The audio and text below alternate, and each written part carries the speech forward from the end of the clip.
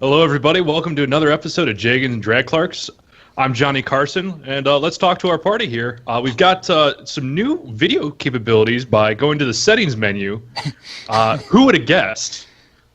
So now you have some faces to go with the names for those who feel like giving all their information away to the government.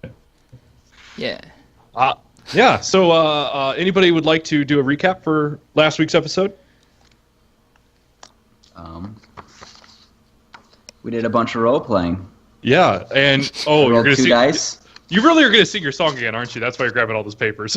Oh no, that shit's not written down. You cannot have paper trails and stuff like that. And that's why we're both failed stand-up comedians. Oh yes. Yep. No, yeah. So did a lot of role play.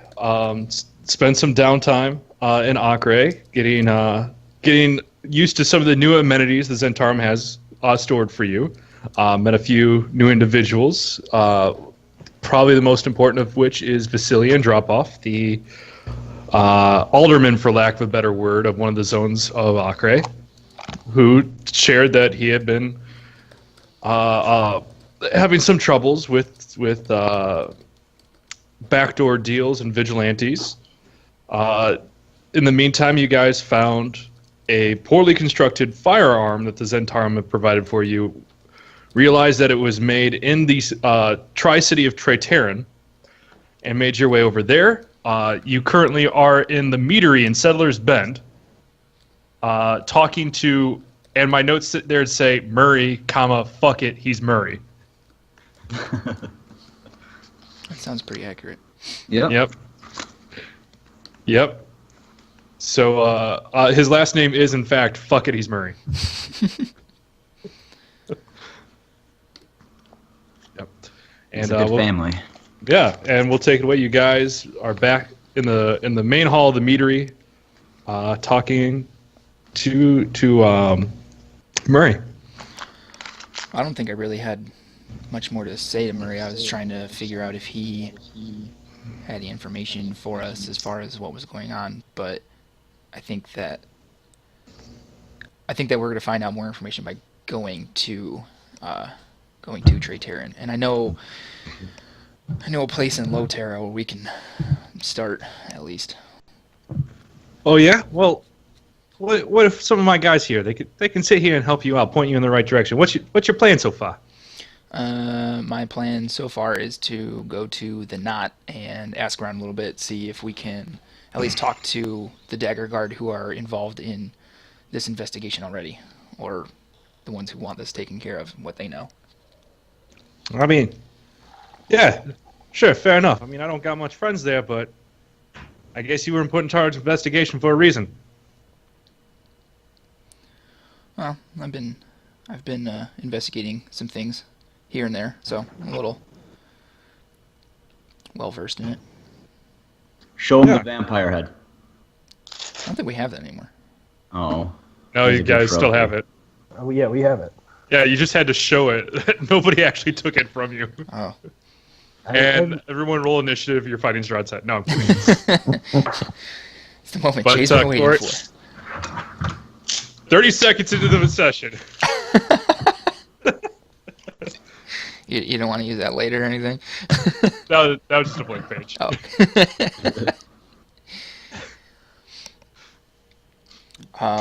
But it's evening, right? I feel like I remember we arrived in Settler's Bend in evening.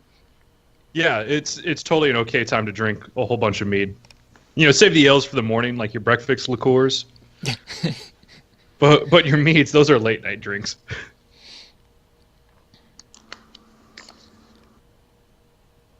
Well, I don't know about you guys, but I could certainly use a drink before trying to find some rest for the night. And in the morning, we'll head over to Trae'Terran. Because where we're going, I don't think that you guys should go there your first time at night. What's wrong with it at night? It's how would you say this? It's a little stabby. Oh. Yeah. It is a little stabby. Why do you think I hang out in this well-lit place with a whole bunch of beer? Nobody. I'm sorry, you were saying? I was just mumbling to myself to make myself feel better. You know, I hear that works all the time.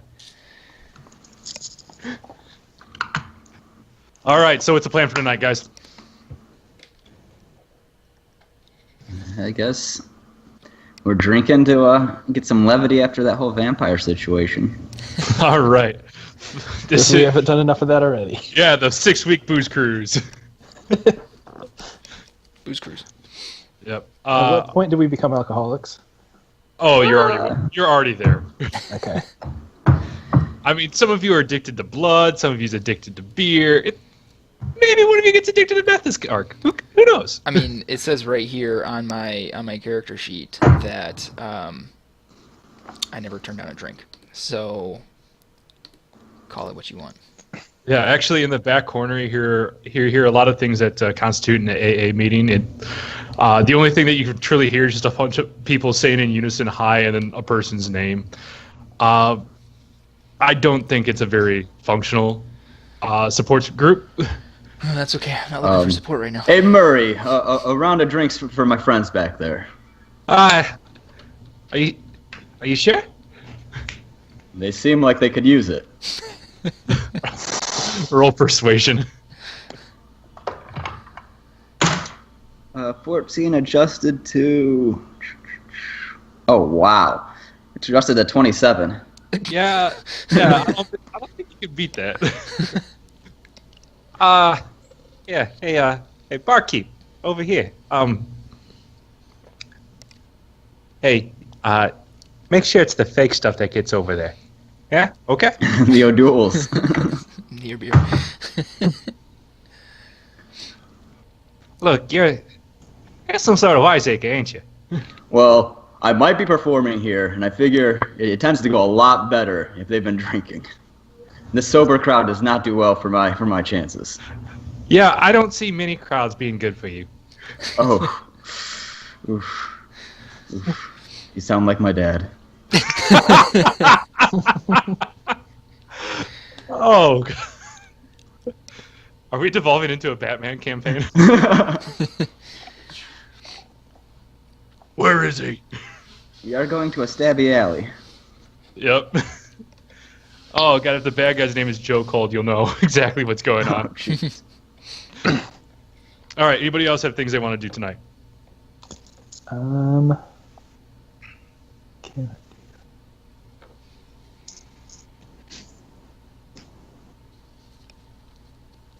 Nope. All right. Tony, throughout the course of the night, start off by rolling a wisdom saving throw. What is the wisdom saving throw against? Because if it's magic, I get advantage. It is not against magic. Okay.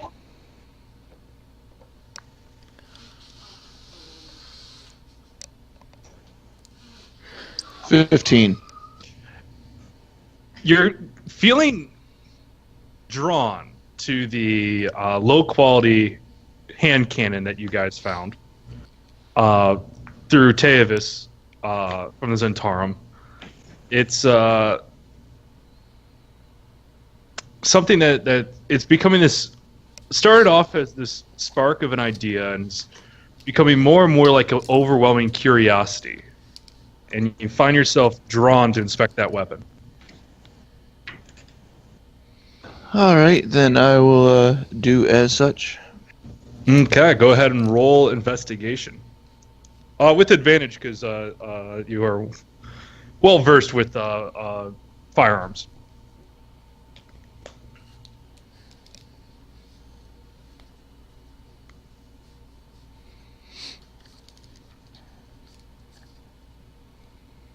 Let's see here. That is a 17.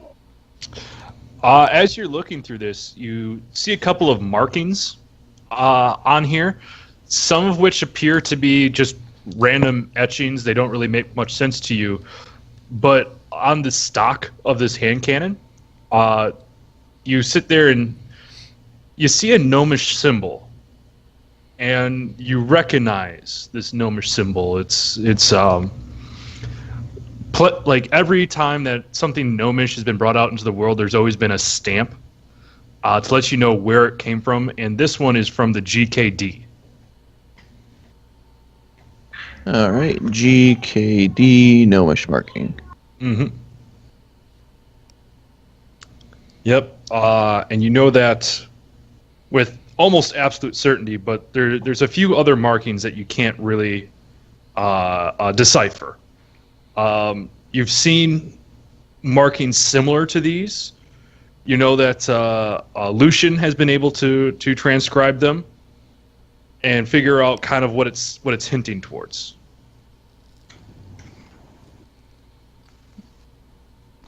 Okay, so that's saying that Lucian would be able to figure out the gnomish markings on there. So I would like to present the firearm to him, inform him that it is marks of the GKD, and I'd like to know what he knows. All right, Lucian, go ahead and you see the thieves' cant on this originally, and you see just kind of what appears to be a loosely drawn map of a section of Loterra. Okay, that's what's and in there's- like the crest you said. That's right next to the gnomish stock, which for you, those just look like gibberish. Turns out that the gnomish language is very, very much a lesson in chaos. Okay. It's kind of like me trying to read Japanese. I see it, it's clearly Japanese, no idea what it means. Yeah, but it comes to, like, when you sit there and see this, you see a section, it's actually not far away at the knot. It's this small kind of like community trust, credit union style building that you've sat there and had to, in your time before the campaign, you've had to frequent this location for a myriad of reasons. Okay. But you know that it's a number of Low-Terrans that gotten together, taking what little money they had in order to increase their financial powers together. Mm-hmm. Typically, it's kind of meant for the preservation of residential societies in Low-Terra. In case something happens, there's enough money around to get people through the short term. So they're like kind of like an insurance agency sort of for Loterra? Insurance agency, yes. It's more like just community protection money. It's an assurance agency. Yes. Assurance there will be a community the next day. Sure. You've known, because you've had to be on both sides of this, there's been times where you had to extort some money out of this fund. There's times where you had to protect some money out of this fund. Because depending on what side you had to be on. Okay. But you get the idea that this was the people that this item came from probably had some plan to be there. Okay. Okay.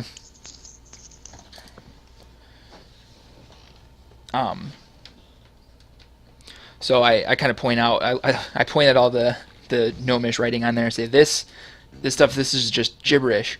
But if you look here, you can see this is actually, well, maybe you guys can't, maybe this is a map of a part of Loterra, and it's pointing, it's basically leading towards a sort of a bank of sorts for the impoverished in Loterra. Basically, they're around to make sure that if anything catastrophic happens, that there will still be places for people to live. Like it's like a fund to rebuild the lower parts of the city. Do you have any clue why there's a map? Why that map's there? Any gut feeling? I would say that maybe it's a pride thing, if I had to guess why it's inlaid in the stock of this weapon. But I think that this company is having a hand in some sort of the organization of running these firearms. Well, based off of the marking, this isn't something I'm really too keen on getting involved in. Just fair warning. What do you mean?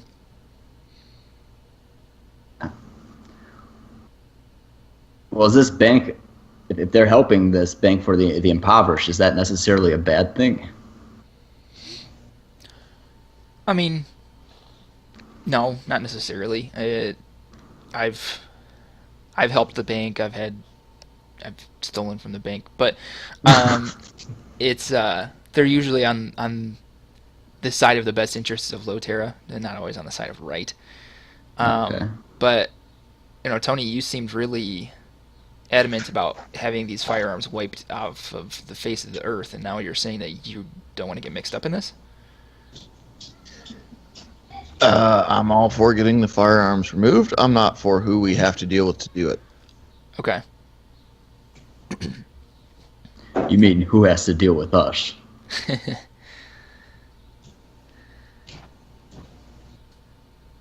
No, who has to deal with them? Oh, Well, I mean, if we can interrupt the flow of the firearms, then we can maybe. I don't know. I don't know what we can do from there, but I think that stopping them from being trafficked is step one. well, we've got a map to the bank on the sword. Do you think that'd be a good first stop? I'd say it's up there. I still would like to stop at the knot first to talk to, just kind of gather information on like the volume of guns being run. Who is transporting them. Is there a name, Jay, for the company or whatever? Like the trading company. I'm sorry, what? The bank, the credit union, like, is there a name for that conglomeration or whatever? I mean, once it's just kind of known as the People's Trust Fund. Okay. And all you really need to know from the 1,000-yard stare on this is that individuals will sit there and kind of invest a little bit of money, so there's this kind of free-floating pool, and it just goes to whoever needs it, unless barring some absolute cataclysmic catastrophe. It offers people peace of mind knowing that despite the instability of where they live, if something happens, there is always a piece of hope for them. Okay.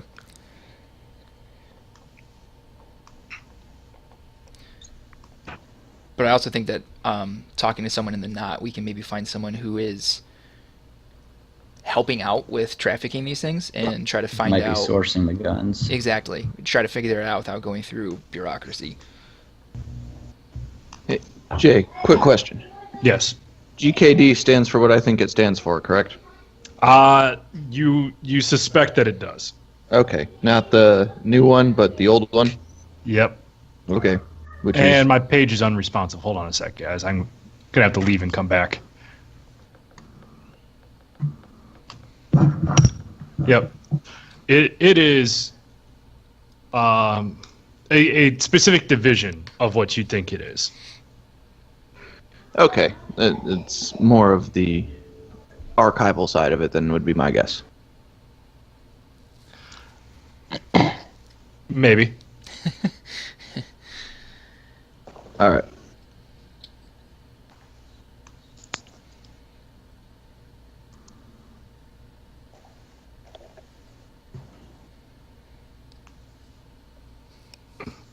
Okay.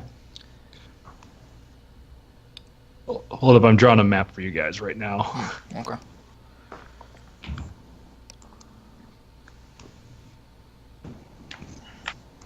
I guess I can take this time to kind of tell you guys a little bit about what to expect. When you're expecting. Yeah, what to expect when we get there. So, Trae'Terran, if you may have been able to infer from the name, it's a 3-tiered city. The lowest tier, which is where I kind of hope we'll be staying, is called Lotera, and it is where it's all the lower class individuals in Trae'Terran. The Lord's Alliance doesn't really have any pull there. They don't really worry about Loterra because it kind of got out of their hands. And they employ what is essentially a mercenary group called the Dagger Guard to uphold the law in Loterra. And so they're essentially thugs who have been given power, power of authority. And it does work well for them to keep a lid on the crime, but that's not to say that they can't be bought, and the price may not be as high as you hope. So when we're there, just try to sort of keep your head down, because, Tony, if you piss off the wrong people, you might wake up dead. And the place that I'm talking about, the Knot, it's a tavern that is in this holdout, gnarled tree sort of thing in Loterra. And it's to make another reference, it's like the Mos Eisley spaceport. It's First reference of the day. CD. A lot of jizz music playing. Look it up, it's canon. Is it really? Yes, the type of music that that band played was called jizz, Oh according to George Lucas. That's ridiculous. My name's George Lucas, and I have very, very horrible ideas on what to call things. Yes. Maybe that was, I don't know. There's also a thieves guild that has a lot of sway in Trae'Terra. The problem, though, is we don't. I guess the problem there is the same benefit we're having with the Zentarum right now is that we're not branded in any way, so no one knows that we're a part of the Zentarum, which works out well, because I doubt that the Gaze, which is the thieves guild in Trae'Terran, would. I think they prefer to be called homosexuals. Gaze, like a watchful eye kind of thing. Got it. They probably wouldn't take too kindly to knowing that I am a part of the Zentarum now, if they remember me at all. But So they're voyeur gays? sure. But yeah, they also don't really have any markings or anything like that. You know, they operate sort of alongside the Dagger Guard as such that you wouldn't really probably 'Cause recognize. I've always heard that gays are pretty easy to spot. We're really doing this? We're really doing this. I was going to let it all go. And that explains why they don't need to be branded. I hate us so much. This is the last episode of this campaign because the party got killed by making fun of things they shouldn't. Yeah, I'm done. Okay. Hey, there is nothing wrong with being proud of what you are. And that has what to do with this? Hey, if they want to make themselves highly visible, it's okay. I'm not here to judge. Some of the gays are flamboyant. Oh, really, Aaron? Really? Said the guy who was done. You know, just for that, take the inspiration. Just write down one point. I'm at a wash at this point with the ups and downs. No, you have one of both. At any point in the campaign, I can force disadvantage on you. Oh, jeez. Yeah, I guess that's probably about all we need to know going in. Yeah. All right. So the morning comes around. You sit there. You begin going through your morning rituals. Surprisingly, only 90% of the stools are destroyed. This mead master looking around, absolutely confused as to what's been going on. Never have they seen such wanton acts of stool destruction. Yeah, and as you guys make your way through, where would you like to go first in Trae'Terra? Oh, Suggestions, Lucian? you mentioned that tree place. Yeah, I think that's probably a logical first step. Get into town, roll into a tavern, get information. Mm-hmm. All right. As you guys head over there, uh, going through some of the main roads, you can see a number of individuals wearing these crimson. They look like breastplates, but they're actually worn backwards. It appears like it's just trying to protect the lower back portion from strikes from behind. Along these is you see just two daggers crossed between each other for each one of these individuals. Roughly every 200, 250 yards, you see a different person wearing this sort of reverse breastplate. Every time they do, they're kind of just scanning the room around. They're a little skittish throughout all of this. And you continue to make your way over to the knot. No real direct incidents happen, but it's probably the most obvious thing you notice. The knot itself is a bar that's actually built out of the inside of a giant tree. As it comes up, coming up, the branches had all been cut. The tree itself has been dead for years. And any sort of branches above 70 feet have actually been cut. And the building is going through the process of petrification so that it doesn't collapse from within. There's brambles all throughout the area. You watch your feet periodically, making sure that you don't step in one of the tap roots along the ground. But through the front, there's a nice little archway that stands up about 15, 18 feet into the air, 10, 15 feet wide as you make your way in.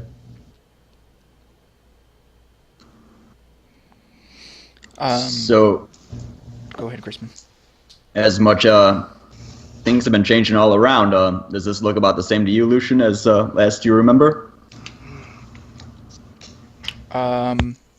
Jay, does it? Does it still look the same as it did 100 years ago? Your choice.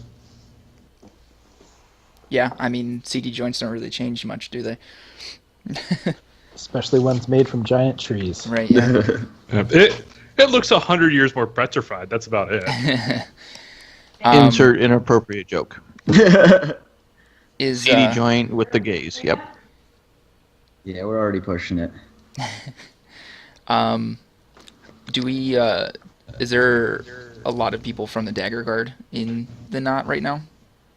It's not in a super high concentration. They kind of just walk around, patrol, live their lives a little bit. They're accepting money for what they need to get the job done, but it doesn't really get in the way of how they want to live their lives at the same time. Okay. So you look in, you scan. There might be one or two in this 190, 250 square foot building, at least in the main area. Are they like working, or are they just kind of hanging out, like sitting at a table drinking? The latter. Okay.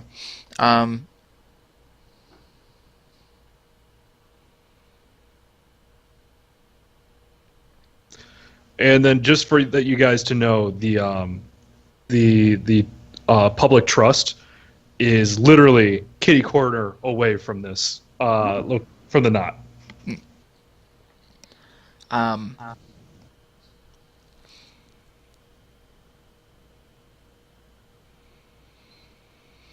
Is the public trust, like, does it have a signage on the front of it or no? No. It's kind of just a typical nondescript building in there that we would sit there in our world kind of attribute as like office space for a small business. It's kind of more of a hiding in plain sight kind of building. Everybody knows what's there. Everybody knows what it's supposed to do. That frequents Low Terra. It's designed to hide it from outsiders more than anything else. I'm trying to figure out if it'd be best to talk to the Dagger Guard guys or speak with the bartender first? What do you guys think? I'm always a bartender kind of guy.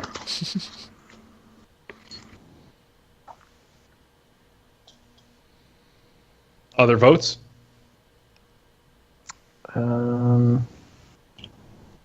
Bartender's fine with me. Yeah. Okay.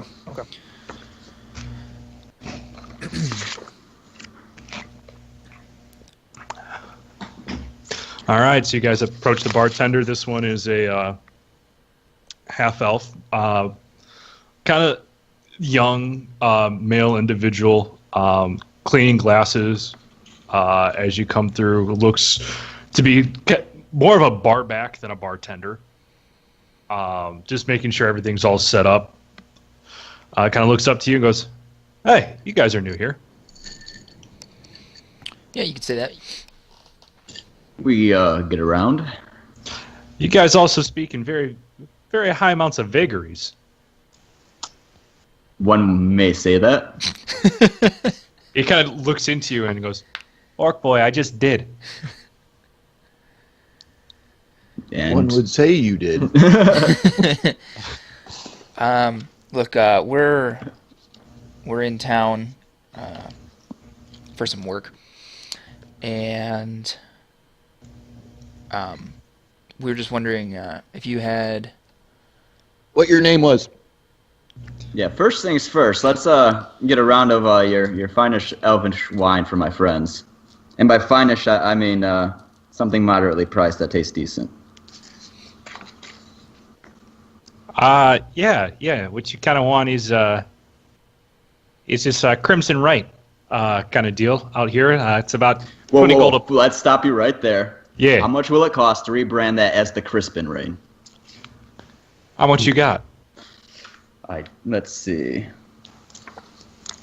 Don't tell him all that you have, because he will ask for that. Look! Don't get in the way of a sucker and his money. Let's see. I will roll to see how stupid I'm going to be. 250 gold. I'm sorry, it's 300. Oof. It's pretty steep, Crispin. Make it 305 and you got a deal. As he looks stunned. He's never actually seen this work. Yeah, put it there. Give me the money, and all this will be your personal brand of wine. Yes. I hope you like Malbecs. I don't know what they are, but I like my name. So Just let you know, we don't take checks. It's going to be cash up front. and I'll pay him what's it, 305 gold piece. Yeah. And, puts a dent in my wallet. Okay, first off, can we put pause right here? Your character just gave over 300 gold to a bar back that likely doesn't have the ability to do that. I got excited. It sounded like my name. Yeah, Crimson. It's does called just like branding. That's how bards get jobs. It's true. Okay. It's an Are there investment. labels on these bottles or no? There's etched glass, and it just sits there and says Crimson Right on all of those bottles. I would like to try to take my dagger and etch out the M and put an SP with a little carrot. Roll to attack. Take away proficiency modifier, because I don't think this is how daggers are meant to be. That is a 16. Surprisingly, you don't shatter the bottle. See, guys, I told you I'd be famous. This is just the beginning. Merchandising. Merchandising. Is anyone else working the bar today? I mean, it's a little early for multiple people working the bar, but you've got a dwarven fellow over here. You might be able to talk to Merle for a little bit. Quick thought. Yeah. Could I use mending to try and fix Crispin's bottle without him noticing? Technically, with the way that be the wound to the glass is small enough where you can attempt. I want you to roll a sleight of hand check to see if you can get the material components out to perform mending and complete the spell without him noticing. How about a 17? What is your passive perception, Crispin? 13. You do it. It is back to a vintage bottle of non-bardized wine. I feel accomplished now. As you literally say that out loud. You should. We killed a vampire. We done some good stuff. You mean this guy as I start rummaging through my bag of holding? I'll You sit. hear a Wilhelm scream. Don't as whip that thing out in public. We told you this. And there's It's a an time and a place for that. absolute Wilhelm scream as one person sat there and saw that there's just a... Didn't see a Strahd's head, just saw a head in the bag. You just see one person running out. What did you say? I know, that- it's intimidating, right? Yeah, serpentining as they leave. What did you say that barkeep's name was? Melf? Merle. Merle. Yes, there's Murray and Merle. I'd like to have you said. Did you say that Merle was sitting at a table? No, he's the other guy behind the bar. Oh, okay. I'll kind of slide over down to Merle.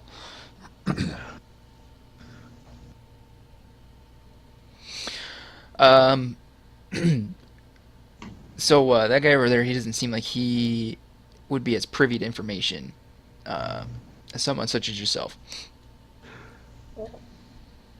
I mean, this here is Loterra. Everyone's got certain bits of information. Some of us just have more. Problem with him is he's too much of a straight shooter to actually get to the crux of a problem. That's what I was picking up on. Look, is it Merle? Merle, is it? Yeah, that's me. My name's Lucian. I'm in town with my friends here. We're on a job. I was wondering if you have any information about some weird weapons being sort of smuggled out of Trae'Terran. They're for lack of I'm gonna stop you right there. They're not being smuggled out. They're getting smuggled in. Okay, all right. That's That's why we're here. yeah. I mean, all these times I'm sitting here, and of course, down here we've seen some shit. But I'm gonna be honest. You give somebody an idea that they can take on the Dagger Guard from 200 yards away, and no one will know it was them. And things are getting a little unstable here. You follow me? Oh yeah, no, absolutely. And last thing we need is an unstable dagger guard. They're already unstable enough. So, at the statement of they're being smuggled in, there's a noticeable sigh of relief from Tony. Do we know where they're being smuggled in from? I think that's why we're here. Where they're being smuggled into. Is there like a dealer here in Loterra who's selling these weapons? I'm gonna be honest here, friends. You guys are barking up some sort of tree here that you better be well prepared to absolutely rip out from the ground. Okay? Because if you start climbing this thing, you're just gonna be shot down from higher. Look, Okay? we're prepared. We're kind of big deals. I don't know if you heard, but I've got a drink named after me. And I show him my bottle that I think still says Crispin, right? Yeah, so what is your name? Because you're just showing me a bottle that was sold to you. How do you know it was sold to him? I'm on the other side of the bar. I could see my friend over here hand you a bottle, you hand him gold. Ergo, that's how things work. I'm just laughing at Crispin. This guy's good.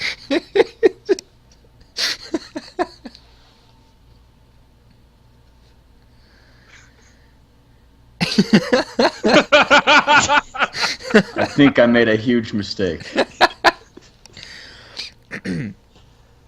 Don't we all? I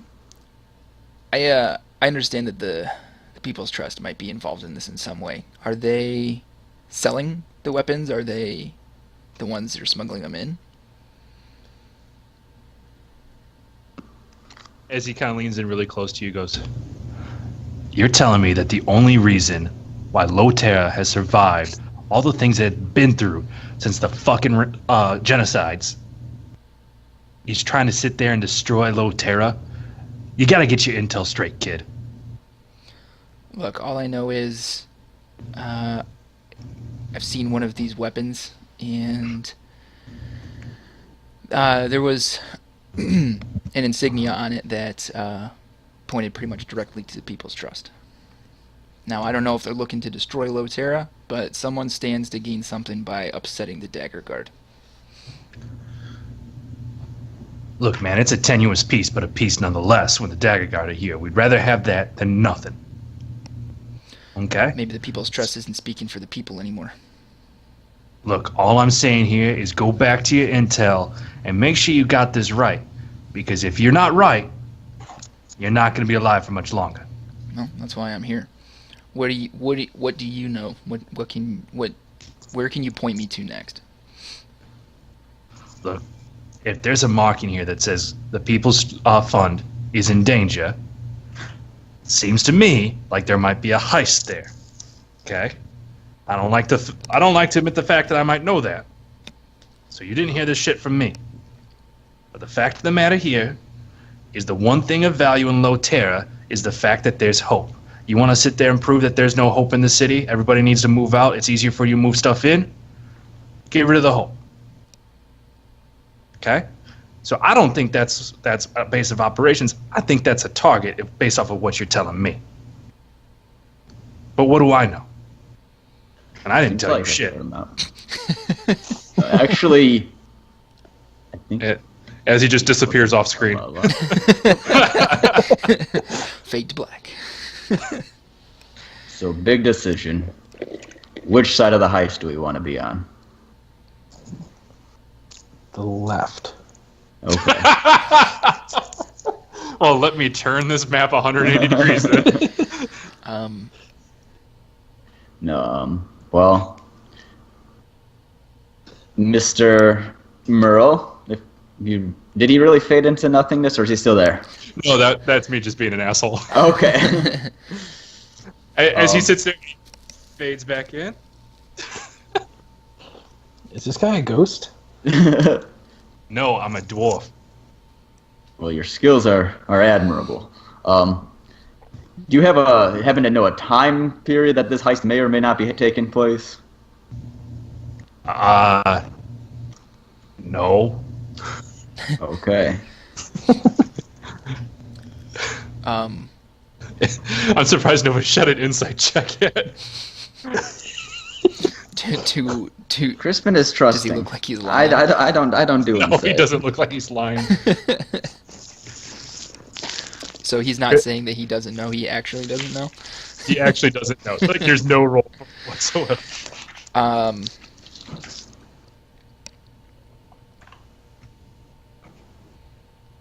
Okay. So I'll have to Well, take another look at yeah. that gun sometime. But Do we want to talk to any Dagger Guard, or do we want to kind of stay separate until we figure out this whole heist thing, like not be associated at all? I don't want to be associated at all yet. If they're gunning for the Dagger Guard, then Yeah, if they don't know that we're that's not pushing with them. Yeah. in a roundabout way trying to help them, then it's better for us. What's everybody's passive perceptions? 19. Still a 13. 17. 17. Yeah, I suck.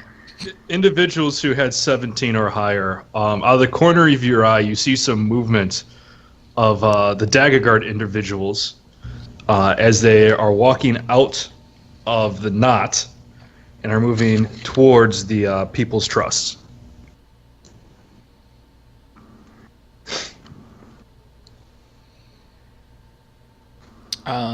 I'd like to just kind of sort of casually move to a position where I can watch them where they go to see if they go inside or if they like post up outside or whatever.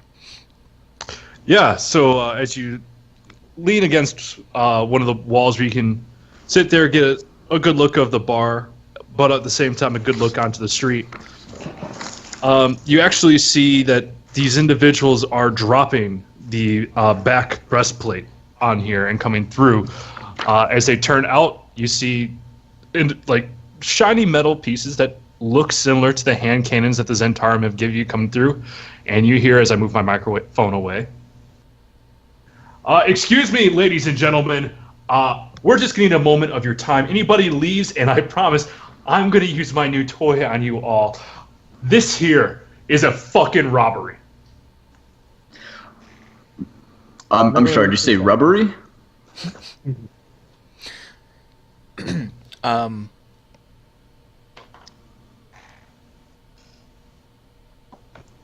Get help? No, Laven, are those guys close enough together you can take them both out? Probably. You said it was two of them, right, Jay? You see two of I see them. two of them. As you come through, you're hearing more voices coming through. You spot a third distinct voice, a fourth, a fifth, and then you start losing count.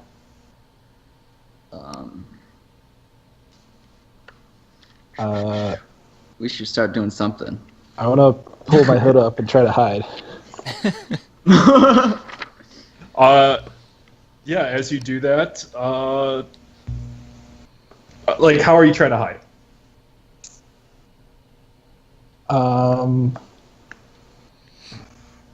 Just trying to kind of blend into the crowd so they can't see when I attempt to attack.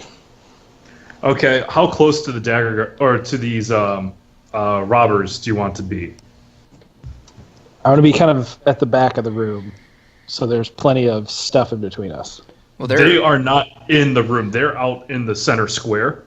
Okay, I'm just not understanding what's happening then. So they're outside, basically, in front of where all of the wealth of Loterra is held, and they have just announced that they are. Is there like a second floor window or something? I mean, yeah. There's a few ladders that go up into storage upwards. Based on the fact you're unfamiliar with this building, you may not have the best idea of which ones have exterior windows. Well, he's looking for those and doing his moves. I'll start doing a distraction, or attempting to stand up and say, "Look, guys, I want to make this easy. Here, take my gold," and I'll just start like stalling and dabbing around. All right, hold up. I need to buy a new thing. Yeah, draw a new thing on the map for. That'll buy us a couple seconds, and I'll keep bullshitting as needed. All right. So what was it that you were saying again? I'm trying to like find my personal gold and just saying that I'm trying to make this easy for them. As they look at you, and one draws his gun barrel right down on you, goes, "You are not gonna move any closer." Whoa. Hands up. I'm trying to make this easy for you. If you want for all of you. If you want to make a donation to our charitable services, just put the bag down and get the bag over fucking there. Well, actually, I was actually going to offer you this. A fine bottle of Crispin Rain. Oh, shit. I re-etched it in. Crispin Rain. At that point, he puts he fires the gun and it goes right through the wine bottle, leaving only just the stem of it in your hands. The glass breaking just kind of reverberates in your hand. Okay, and as this is happening, cut back to the crew who is hopefully doing something. Yeah, while Crispin was creating the distraction, I wanted to sort of slip out into the crowd and try to get as close to one or two of these phony dagger guard as I can, to try to do like a a sneak attack on them. All right. I'm just trying to Hagrid, blend into the crowd and kind of move through the crowd slowly. Yep. Hagrid, as it all is going through, what would you like to be doing during this time? Probably paying attention better.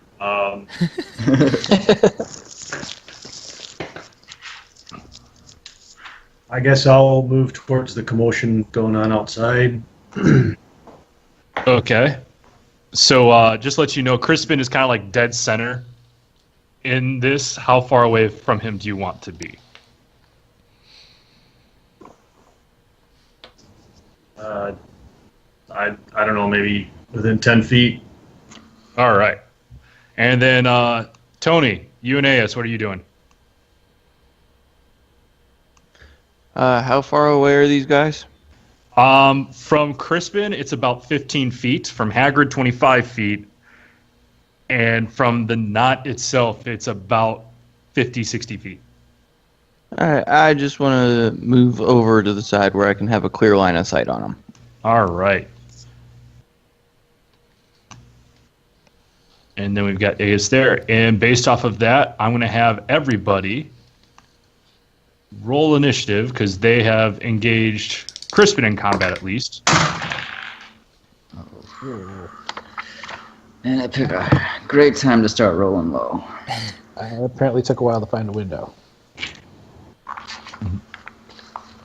Yeah, but you did make your way up there. Okay.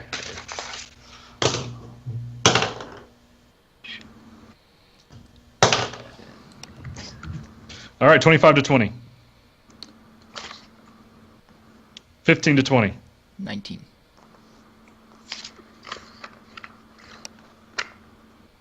I got a 16.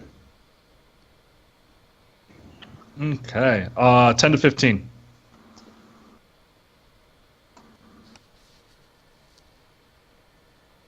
Uh, 5 to 10. 8. 8 as well. 6.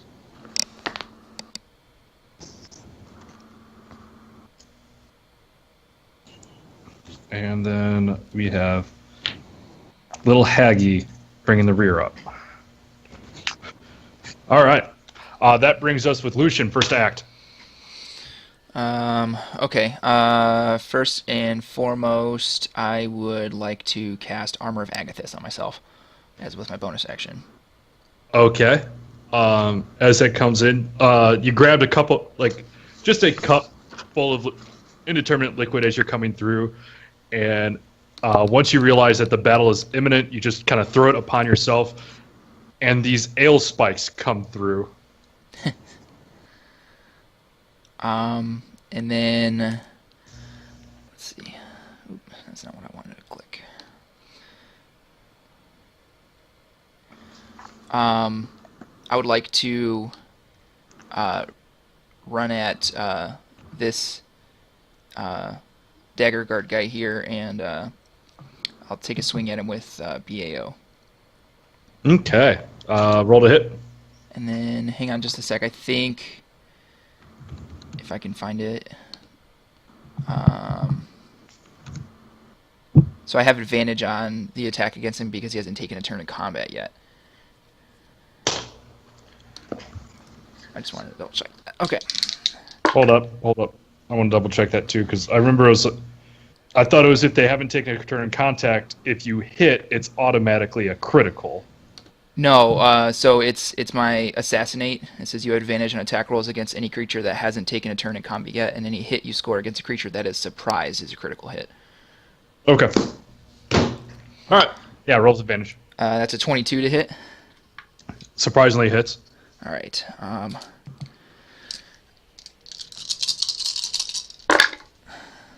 Okay.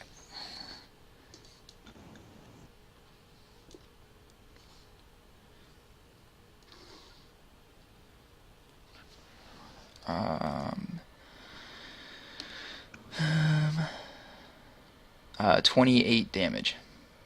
28 damage. On this one, you catch right in the back of the shoulder one of these guys, and you hear him cry out in pain as he looks around and just begins to say, it's like, well, what the fuck are you waiting for? Start shooting him! All right. And then I'm going to take a step back right there. All right. That's it? Yep, that's it for me. All right, Tony. Alrighty.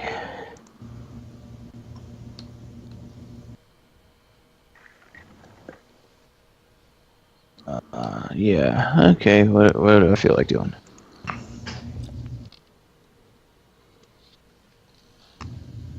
I'm gonna, just for shits and giggles, because these guys pissed me off by using fake thunder cannons, I'm gonna shoot at one of them.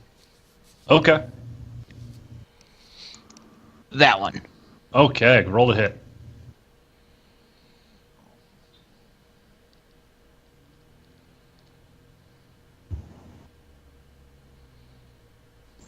That will be a 24. Hits.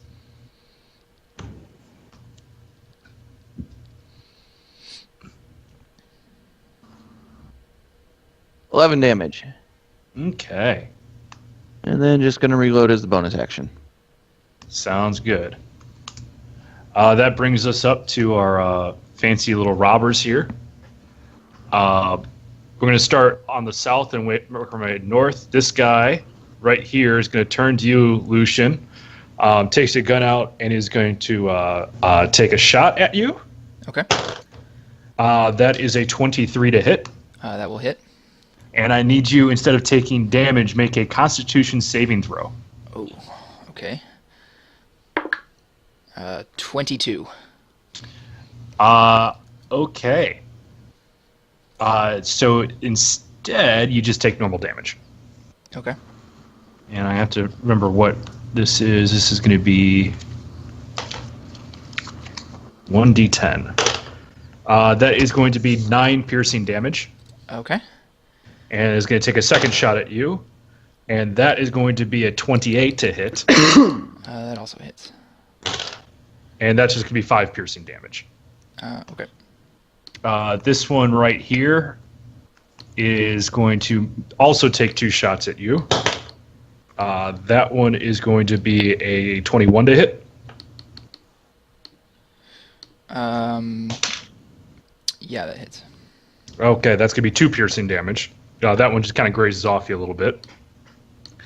And then 25 to hit. That also hits. This one, Constitution saving throw. 13. Unfortunately, you fail this one, so you sit there, and this one kind of comes right across your eyebrows, and it's a grazing shot. Mm-hmm. You take 3 piercing damage from this, and you also take disadvantage on all your attacks until the end of that guy's next turn. Okay. Yep. This one is going to come over here and infiltrate the building, as with this guy here. This one is going to take 2 shots at you, Crispin. Oh, you rat bastard. A 24 and a 12. The 24 will hit. Yep. And then this one, I'm going to have you make a strength saving throw. Good thing I'm in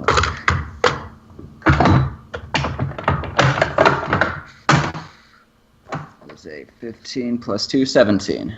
Okay. You passed on that. You take 9 piercing damage, and this one kind of hits you right in the side of your leg, and the bullet embeds, and you sit there and you begin to fall a little bit onto the ground, but you catch yourself with your hand and push yourself back up. You save yourself from a prone condition. Ouch. And then this guy right here is going to fire at Tony for 2 shots. We have a 15 and a 17. 17 hits. All right. On this one, I'm going to have you make a strength saving throw. I'm not good at those. I rolled a 12. You take 6 piercing damage as this one hits you right in the hand that's holding your thunder cannon and knocks it to the ground right at your feet. And that is the turn for the gun boys. Leovan, you're up next. All right, I'm hunter's mark this dude, Okay. and then launch arrows at him and his buddy with my volley ability. Hold on. Okay. Jesus, why can't I do the thing that I want to do? There we go. He has been marked for death. Perfect. Yep. 17 to hit. Misses. Aw. 20 to hit. Will hit. Okay, so I hit the guy I didn't mark. Mm-hmm. And that is 8 piercing, Okay. and then I'm going to repeat that. 20 to hit, Hits. and a 23 to hit. Both hit. So the first guy will take 8 plus 3, 11 piercing, Okay. and the second one will take 10 piercing. Ooh. As this one comes in true Oliver Queen fashion, you sit there and load up 4 arrows and just fire them off in 2 rounds of 2, and hit 3 out of the 4 targets on this. It's way better than I would do in real life. You kind of wing them in their shooting arms as they sit there and kind of in pain, and they ripping the arrows out. But yeah, successful shots. That brings us to Crispin. All right. Well, since this guy was a rat bastard, I will attempt to polymorph him and his 3 friends, or this guy, and this guy. So the center 3? Yes, I'll attempt to polymorph them. I'm going to use it as my level 6 spell slot to turn them into rats. To turn them into rats. All right, what's the save on that? That is a wisdom of 17. Okay. That's a natural 15 that becomes 18 Ooh. for the guy on the top. Natural 14 that becomes 17 on the middle. And natural 6 that becomes 9 for the bottom. Okay, so So you got one rat. Let's remove that token, and we're going to replace him with this. And there's a link for rat stats in the chat. Nice. You know what? I'm just gonna take this token right now because this is what's gonna happen to this rat. It's going to get stepped on. Oh, did anything show up? Yep. Yes. Did you get run over by a wagon? I don't see anything. It's there. Oh, there it is. Down here. It took forever. It took forever, and I'm the one who put it there. All right, bonus action. I'm going to Misty Step to yonder. Okay. And then movement, I'm going to just charge that guy to try to stop him from whatever the fuck he's doing. All right. As you recklessly come in, this one you kind of see the fund here. It once again looks like a 78. nondescript building. There's a couple of people hiding underneath counters. You see those 2 guys just firing randomly into the air, just trying to create disorder. Yep. That brings us to Hagrid to close out the round.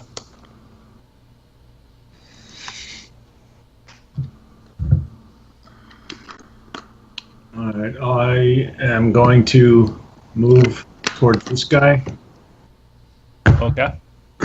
and attempt to melee him.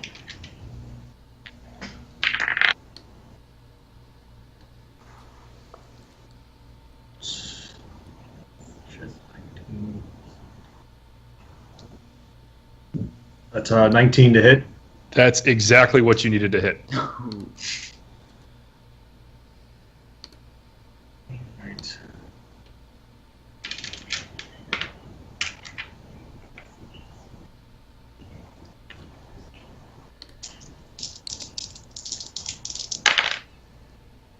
Right. He gets 11 bludgeoning 1 radiant. All right. As this one, you just kind of cold cock him right through, grabbing him right in the jaw. He kind of comes through and comes back looking to you with one of the guns in his hand, wipes the blood off of his jaw, and just turns right back, beating your gaze. Anything else you'd like to do?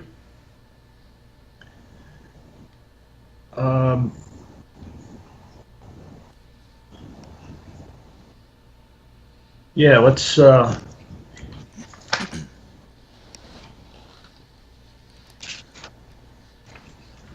can't remember. You would think that, we hadn't been just playing a little while ago.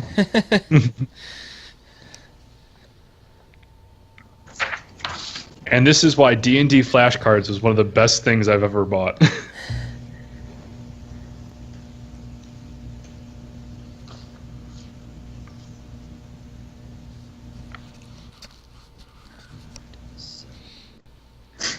All right, and I'm going to, since I'm right there next to him, I'm going to cast Inflict Wounds. All right, that's a save, right?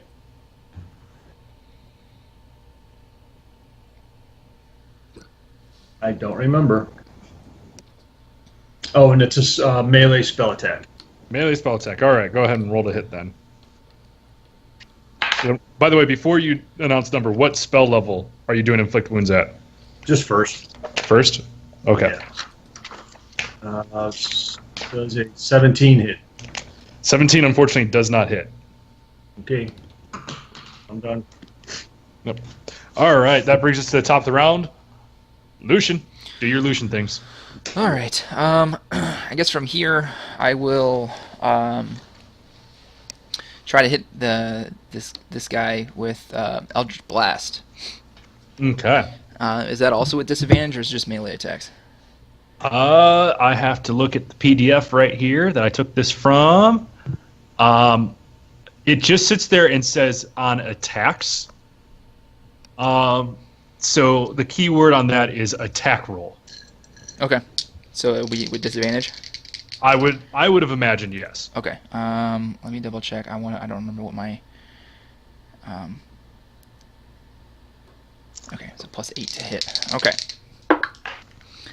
A 19 on the first one. Okay. A 15 on the second. Okay. And a 22 on the third. The first and third would hit. On that third bullet, he's going to try to use the reaction to use an ability to shoot the Eldritch Blast out of the sky. Okay. Like, I didn't know you could do that. Yeah, it's almost like I had to homebrew a class to challenge you guys. So that would be, you rolled a 23. Yeah. He was able to hit based off of that. He rolled a 25 on his lower of 2 rolls. Okay. So he can roll to lessen the damage of that blast. So you're going to roll, add your charisma modifier as normal, and he offsets that damage. Okay. By 7 points. On the third. The first one goes through. Okay. So, oh shit, what's my charisma again? Okay, yeah. So the first one is 12 damage. And then the one that he gets a hold of, that is 13. So that would have... Well, the good news here is he sat there and he died doing a trick shot. Because he sat there and he saw the bigger of the 2 blasts kind of sat there and shot it away. The first one catches him right in the gut as he sits and falls, slumps over the ground, guns thrown to the side. All right. And then I'm going to run up with VAO and try to kill a rat. Okay. Clicking on the link to find the rat stats. I still have disadvantage, right? Because it's not the end of that guy's turn? Yep. Okay. 15. 15 would hit. Okay. It chopped the armor class down to 10. And that is 11 damage. Okay, so the first damage kills the rat, brings him back to being a gun boy. Oh yeah, I forgot that happened. Yep. As he's right up there. And you said 11 damage? Yeah. And that spills over to 10 damage to him. As you sit there and you cleave this rat in two, and it begins to separate, much like the token that I used. And after a second, you kind of see these blue streaks of light kind of extend away, and the illusion or the transmutation spell fades off, and you just see instead a guy with a nice little chunk taken off his side by a scimitar. Okay. That's it for me. Yep, that brings us to Tony. Alright. Yep. Let's shoot some magic at these fucks. Okay. Strategy.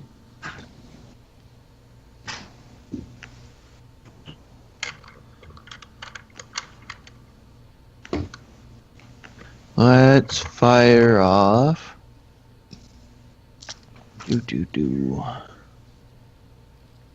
Screw it. Let's just go Ray of Frost.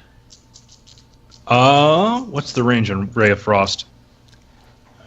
Give me I think it's 40 feet. 60 foot. 60 foot. Okay. Yep, definitely within the range. Yep.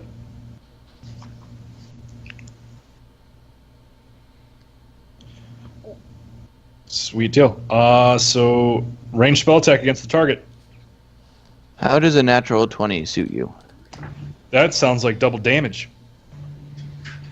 And what was the target?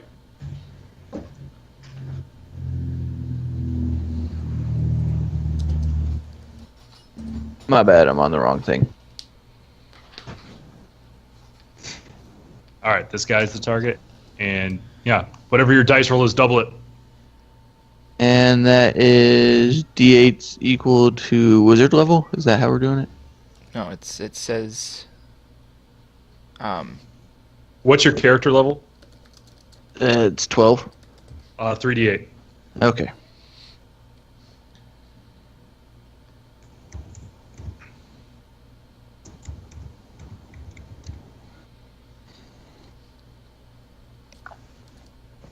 So that would be 14 damage. That's doubled already, or do I need to double it? That's doubled without the attack bonus.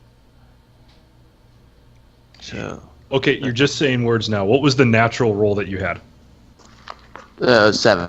7. Okay. Now I'm on board. All right, as this guy gets kind of frozen into the ground for a little bit, you can see ice burns taking to the exposed area where the ice is meeting the skin. Not looking to have a really fun time. All right, bonus action, I'll pick up my thunder cannon.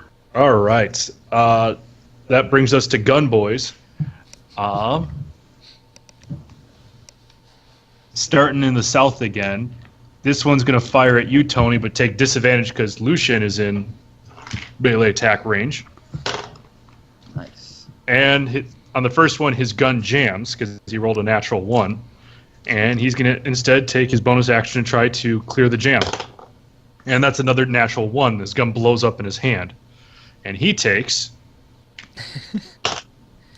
7 damage.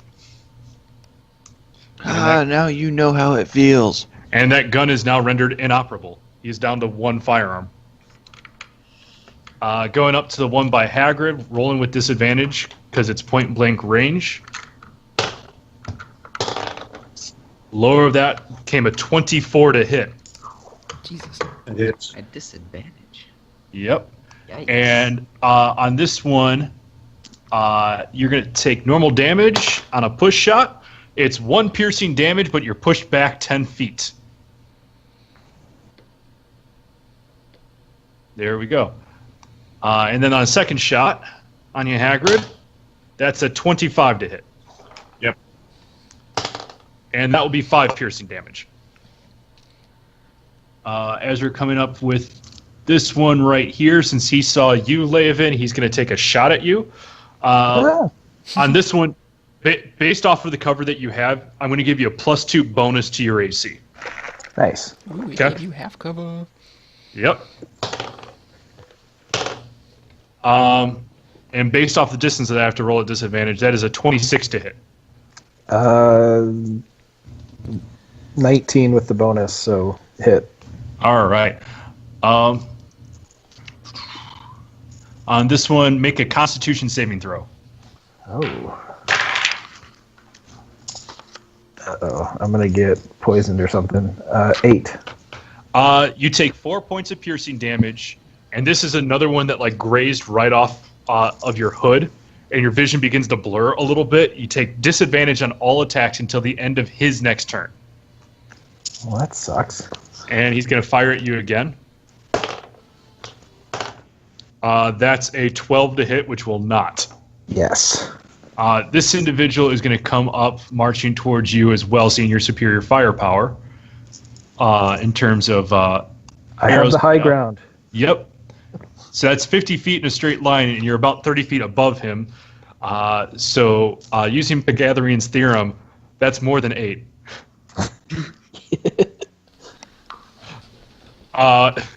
So he's in his long distance shot as well.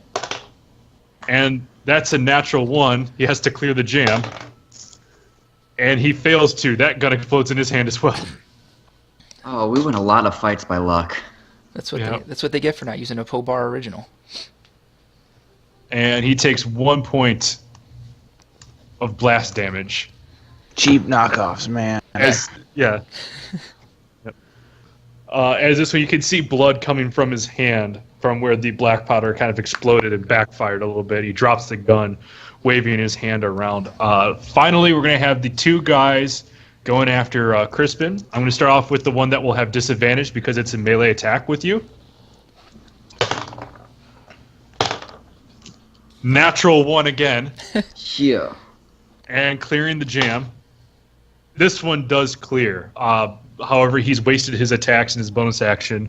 He points the gun right to your head, and you just hear, as he looks at it, he goes, "Oh shit!" and just slides. Pulls the slide back, clears the bullet out, and just knocks it away with the barrel of his gun. Now for the second guy shooting towards your back. That is a 21 to hit. Oh yeah. All right. In this one, he's just going to do straight up damage to you. And that's 6 points of piercing damage. Okay. And he's going to attack again. And that's a 27 to hit, so Yep. that will do 7 points of piercing damage. And that brings us to Laven. All right.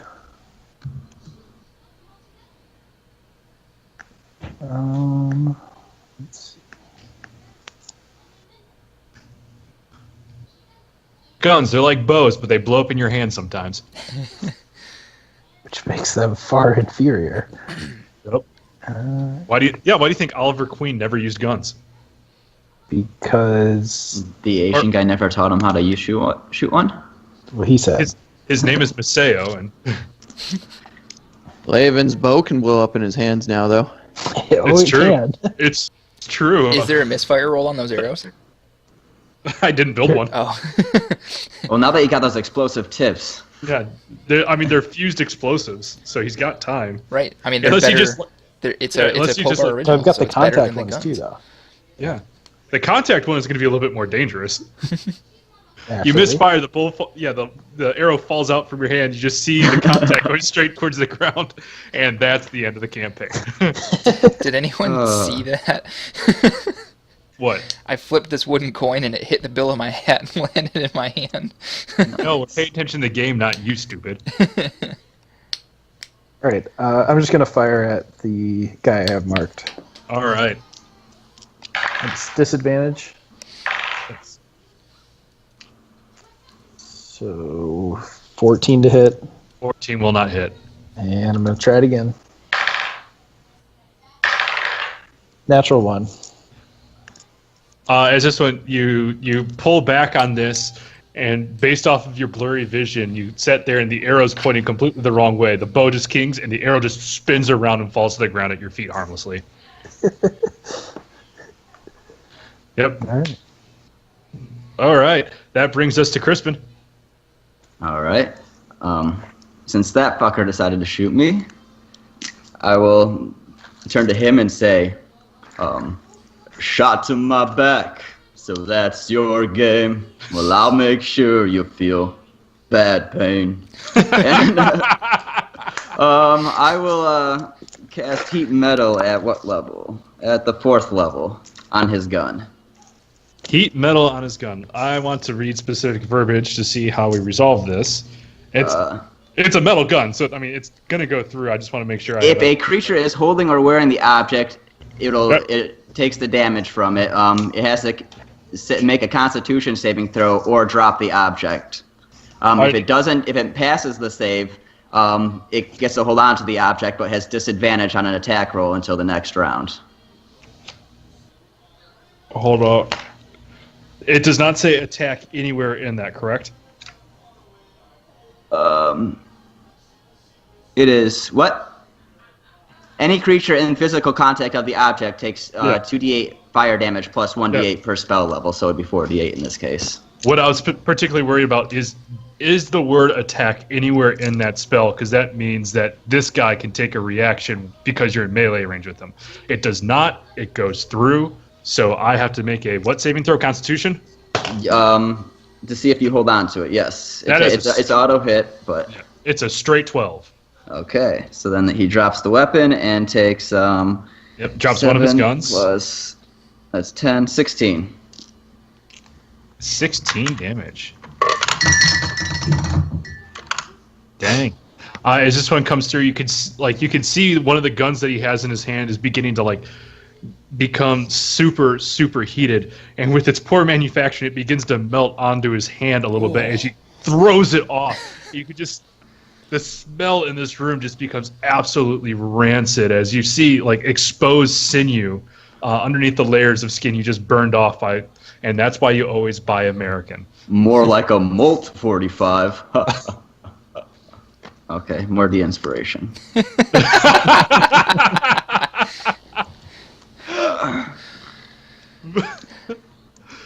All right. Anything else you want to do this turn? No, yeah, this guy that just is next to me, I'm going to do some vicious mockery on him. Okay. What does that sound like?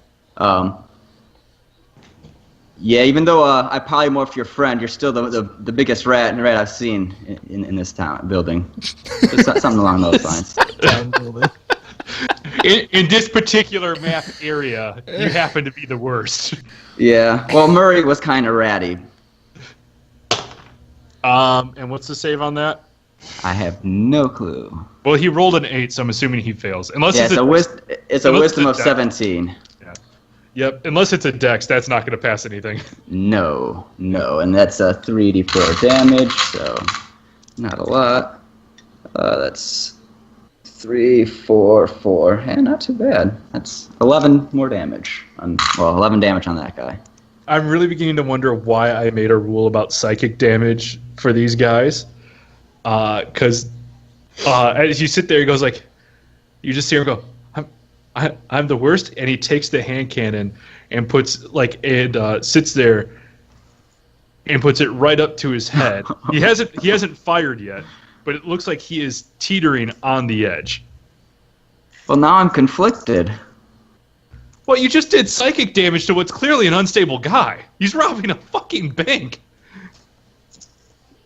Well, I thought he was a rat, but now he's more like a gerbil.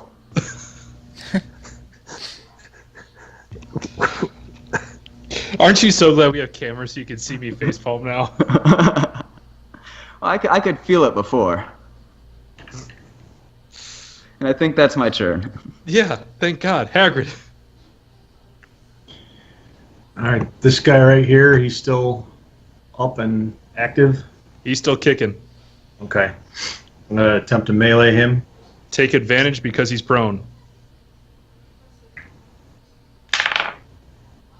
Wow. That is only 16. You did take advantage? Yeah. All right. Unfortunately, that misses. All right.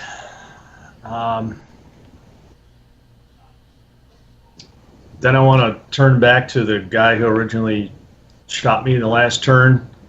This one right here. Yeah. Cool. And I want to use Guiding Bolt against him. Okay. And that's a ranged spell attack, yes? Yes. Okay. Roll that normally, because the guy who's prone isn't going to be able to do enough to affect your ability to cast that spell. Grab another 20 here because these are not rolling well. That becomes a 26. That becomes a hit! Roll your 46 damage.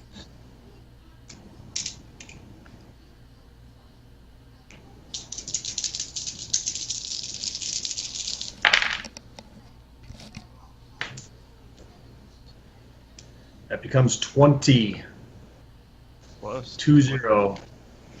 As this one comes down, you sit there and just point your warhammer out, and out from the tip of it just becomes this ray of light that goes straight in through the chest of this individual. And he's blown back a little bit, just going into like full-on slow motion fall to the ground, and then the light reverts back to the warhammer and just kind of sucks out of him a little bit, and he's on death's door. Cool, I'm Thor. Yep. you literally sucked the life out of him. Man, we got DC and Marvel up in this bitch. Yeah. Oh my god, it's the Amalgam universe. That brings That's the end of my turn. Yep. That brings us to Lucian. All right. Gonna step one step that way. All right. You do, and verily. I'm gonna draw Yayo up. I'm gonna point at the guy and I'm gonna say, "That's what you get for not using a Pobar original," and roll to hit him. With advantage because he's prone. Yep, that's a 19. 19 just barely hits. All right. Way to berate the guy on the ground. Yeah. Bigger threats. Bigger threats. 26 damage. Is it critical since he's prone? No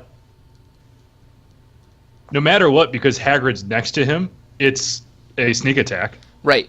And so that was my sneak attack damage, but I think Yeah. aren't attacks on prone creatures critical?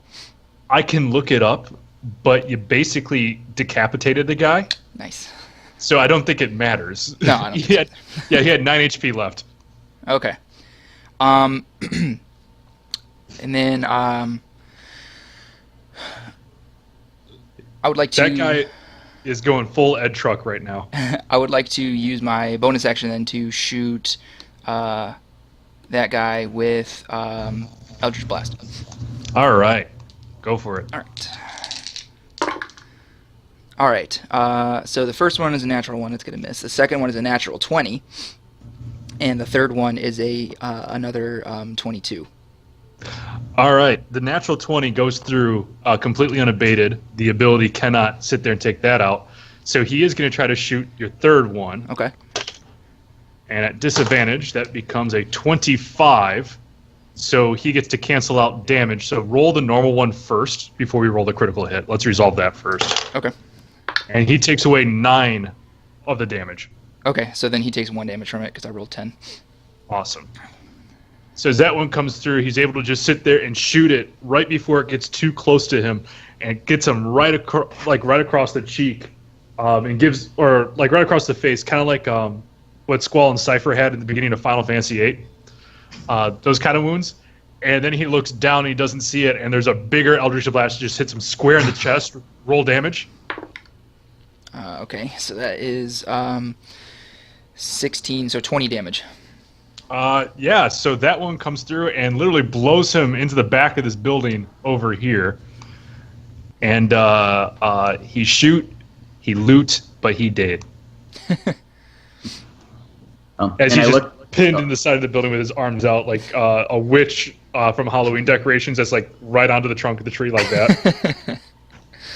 Nice. Just for reference, I looked it up. Prone is just advantage. Okay. If they're tied up, unconscious, asleep, or paralyzed, then it's a crit. Okay, maybe I'm But if thinking of they're- incapacitated. Yeah, if they're just prone, then it's just advantage Okay. within melee, and then disadvantage on ranged. Cool. Yeah. All right, I'm done. All right, Tony. You saw a guy just get knocked to Never Never Land. All right. Well, then I'm going to take a thunder cannon shot at the guy closest to me. Okay. The hunter marked one. Let's do it. And that is going to be a 9. A 9 to hit. This one, based off of picking up the gun and kind of readjusting your sights for a little bit, it appears he kind of bent some of the sights a little bit because you shoot it about 2 feet in front of him. And it just kind of, it looks like you're making a warning shot. All right. Reload as a bonus action, and that'll do it. Sweet deal. Now it's time for gun boys. That gun boy's dead. That guy boy's dead. Tony, we're going to have 2 attacks at you, and Leovan 2 attacks at you. Once again, Leovan, you've got partial cover, and we'll do yours first. Yeah. 21 to hit. Hits. Once again, Constitution saving throw. 13. This time he hits your hood again. It hits the other eye. Your eyes go blurry again. Yeah. You might need glasses at this point. You take 4 piercing damage and disadvantage on your attacks until the end of his next turn. Quit going for the eyes. And that becomes a 19 for the second attack. Ties hit, right? Yes. Yes. And that's 6 piercing damage. Okay. Tony, this guy is going to come up. And he is going to sit there and make another shot at you. That's a 28 to hit. That'll hit. All right. And that's just 6 piercing damage, the second attack. 24 for 8 piercing damage.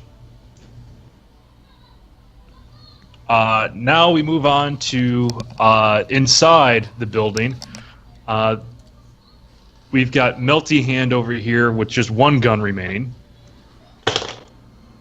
And that's a 15 to hit.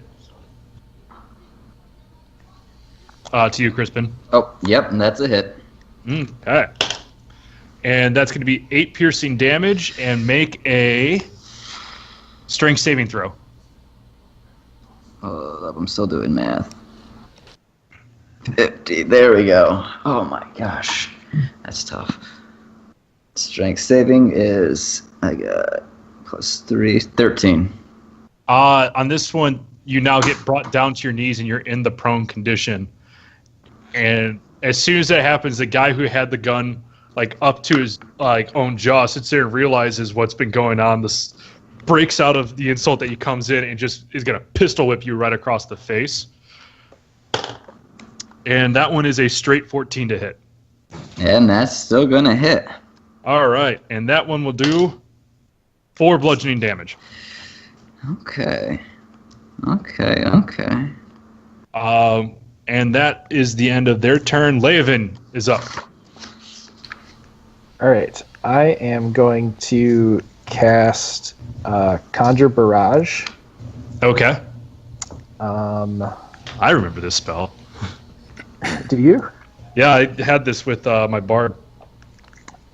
See, I'm going to make a 60-foot cone with my arrows, which should cover both those guys. And they have to make a dexterity saving throw.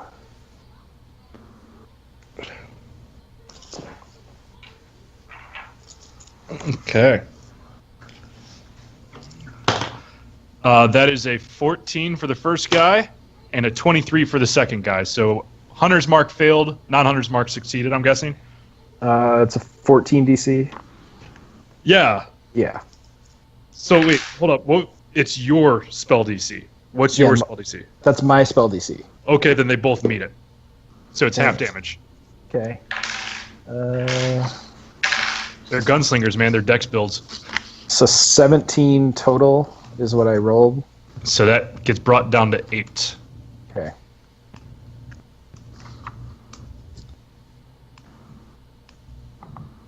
And but that is enough to kill that guy right there. Is this when just you fire one arrow up into the air, and then the sky goes dark because that one arrow turns into hundreds upon hundreds of arrows and just rains down on those two targets. And then as soon as this comes down, you see one guy coming up and has some scratches on the arms and chest, and the other guy is just impaled by arrows, falls to the ground, and then all that's left was the original arrow you fired. Everything else dissipates. That was cool. It's the first time I've done that. And I'm going to just fire normal at the other guy with the... no, I'll save that. With the arrows of arrowing? Please, not bad. Okay. 19 to hit. 19 just barely hits. And 7 piercing. 7 piercing, all right. Oh, wait. Hunter's Mark, 2 more. All right. As this one comes through and catches him in his other shoulder now, looking worse for wear. Looks like he's had better days, and this is not how the robbery was supposed to go. Yep. That brings us to Crispin. Okay. Well, first things first. I guess I'm going to use whatever portion of my movement I need to get back to my feet. Okay. There's half your move speed as you come up. All right, and then the guy in front of me is going to be getting a greatsword. Oh my God! Roll to attack. Yeah, that is a 26. That is some great swording. That is, we should call this the best sword. Well, I take that back. It's only 10 damage. Only 10 damage? Slashing. As soon as that happens, you cut through on the guy and cleave him a little bit, and you just hear this little whisper. You're not sure if it's the sword or you just talk to yourself. He just goes, "I believe in you." That's very nice. Cleave him just a little bit.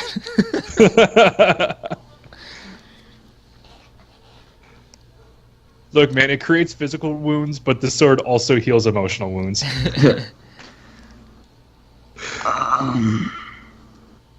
And then, I guess I'll turn to this gentleman and do some vicious mockery on him. Uh-oh. I don't really have anything. Shit. Nope, I got absolutely nothing. Hey, Coop, your ma's a terrible cook. That's my go-to. That's a natural 20 on the save. As it should be. As he just looks at you. As it should be. Hey, you, Orchid, leave my fucking mother out of this, okay? I'm sorry. Yeah, I thought so. Yeah, Hagrid. Can I see this guy here, even though he's in the building? Oh, yeah, you knew instantly that he went into the building. And based off the amount of sound that gunfire creates, yeah, you know fairly confidently where he's at. All right, I can only move to about here, so I can't melee him. But I would like to cast Sacred Flame. Sacred Flame. What save do I need to make? Wisdom? I'm checking that out. Oh, no, it's in your wheelhouse. It's a dex. It's a 20. That saves. All right. That brings us to the top of the round, Lucian. Okay, I'm going to crouch down, and I would like to, without trying to make it super obvious from this guy, take one of his guns and his ammo pouch. Roll sleight of hand. Okay. Fuck. Let's see, sleight of hand. Okay, that is a 11. I mean, you're kind of rustling around. It looks like you're just looting a body here. But you're able to come up with one of these cheap hand cannons. We'll label it that, and then I'll give you the stats for that during the break. And then you find a seven rounds of ammunition for it. Okay. And then I would like to. But it just to give you an idea to act it out, it literally just goes. That's your search. Well, so what I want to do is I wanted to crouch down in kind of like a runner's pose, because what I want to do now is use my bonus action to cast Misty Step, so it looks like I was getting ready to cast a spell kind of thing. I was trying to make it super duper obvious that I was going through the body. I'm sorry, 11's on a perception check is not going to do a lot. All right. So then I'm going to Misty Step to there. Okay. And then step into the building. Did looting the body take my action? Yes. Okay. All right, and that will be it for me. All right. Tony. I'm gonna Thundermonger this same Hunter's Mark jackass. Okay.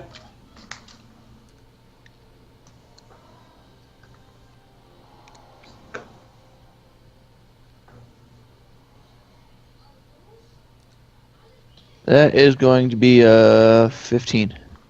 15 on this one. You kind of adjusted for the bend in the sights, but on this time he was able to read where the barrel was going and was able to dodge out of the way. Alrighty then. Can I cast Ray of Frost as a bonus action? I believe so, based off the house rules we've had. I'm gonna do that then. Yeah, that is a 17 naturally. 17 naturally, so based off of the bonus, that should hit. Yeah, that makes it a 25. Yeah, that hits.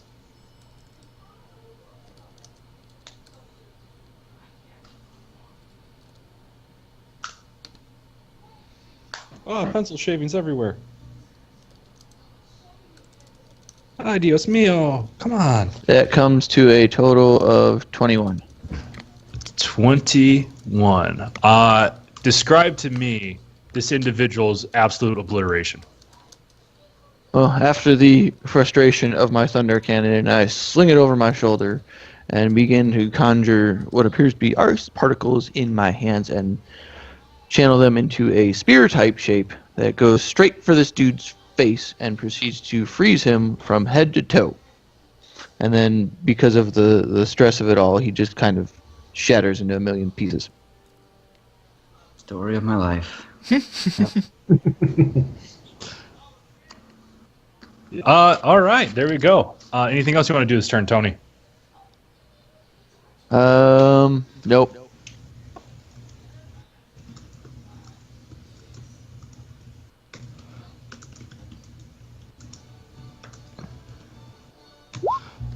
All right, that brings us to the gunslinger, because all the others are dead.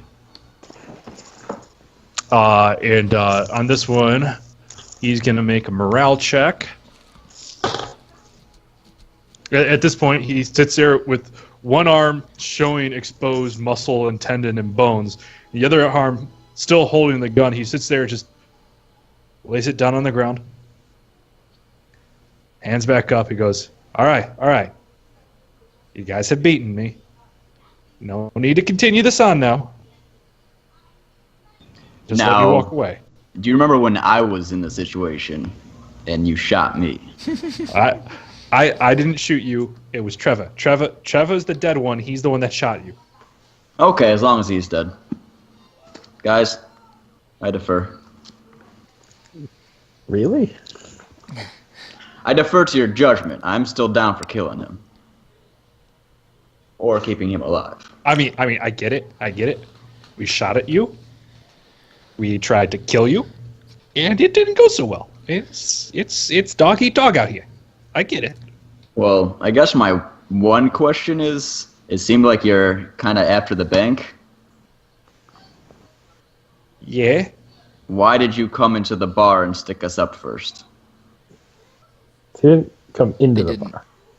They He was didn't? outside. No, the bar. they went outside into this square and started their heist. Poorly planned heist. So then, And that is why my passive perception is 13. And look, okay, you weren't supposed to be here. All right, this was just wave the guns around, fire in the air a few times. Nobody gets hurt. We take the money, and we give it to our employer. Who is your The guy- employer? I don't know his name, but he's a little guy. Hated stools. Is it Did this he- guy? No. Did he give you the guns? Is that where you got those bang bang things that went in my back? Yes, he sat there, waved these around, shoot him a little time, create a little chaos, and just take the money. And we got to keep half of whatever we took. Is he who gave you the guns too? I mean, he's the one that told us this is what's coming on. He's had some underlings who gave us the location to find the guns. At no point did he and the guns ever show up at the same time. Where did you Where go to was get the guns? Yes, what he said. The forge, north of town. He said, Have you ever seen him in person? I mean, I haven't seen too many people like you, but he looked a lot like you. Describe him to me. He looked a lot like you. How is he? That's a racist remark. You saying all gnomes look the same? I'm gonna shoot him. I'm going to be honest. You are the second gnome I've ever met. Okay, I don't really have a lot of distinguishing features that I go off of here. Okay, if you want to shoot me for being ignorant, fine. I'm dead. Okay, but I'm announcing it. I know. Where did you say he said they picked the guns up at? The forge. North said- of town. Yeah, he sat there and said, "Be careful. Don't fire them too much, or else they're going to explode in your hands." Look what happened. Thanks, guys, for that. That they're made out of cheap metals. It won't be traced to anybody because it's literally whatever we found in the area. Gave us the blueprints, gave us the casts, and we just made them.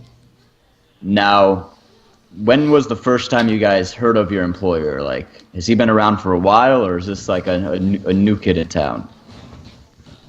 Look, I don't know much about that. There's a guy who was offering money, guy who was offering me a chance to protect my family.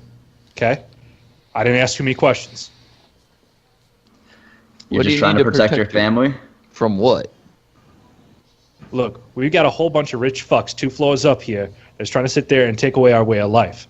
I need a little bit of reassurance that no matter what, I was able to survive whatever they're cooking up for us. Okay? So you're like a jackass Robin Hood, where you're gonna steal from the poor to give to yourself. I mean, I don't know this Robin Hood fella, but yeah, that was basically it. I was going to take from people who had.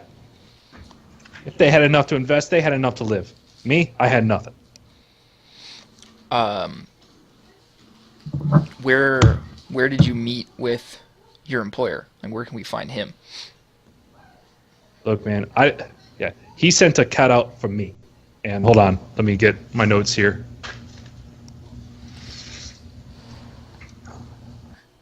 Yeah.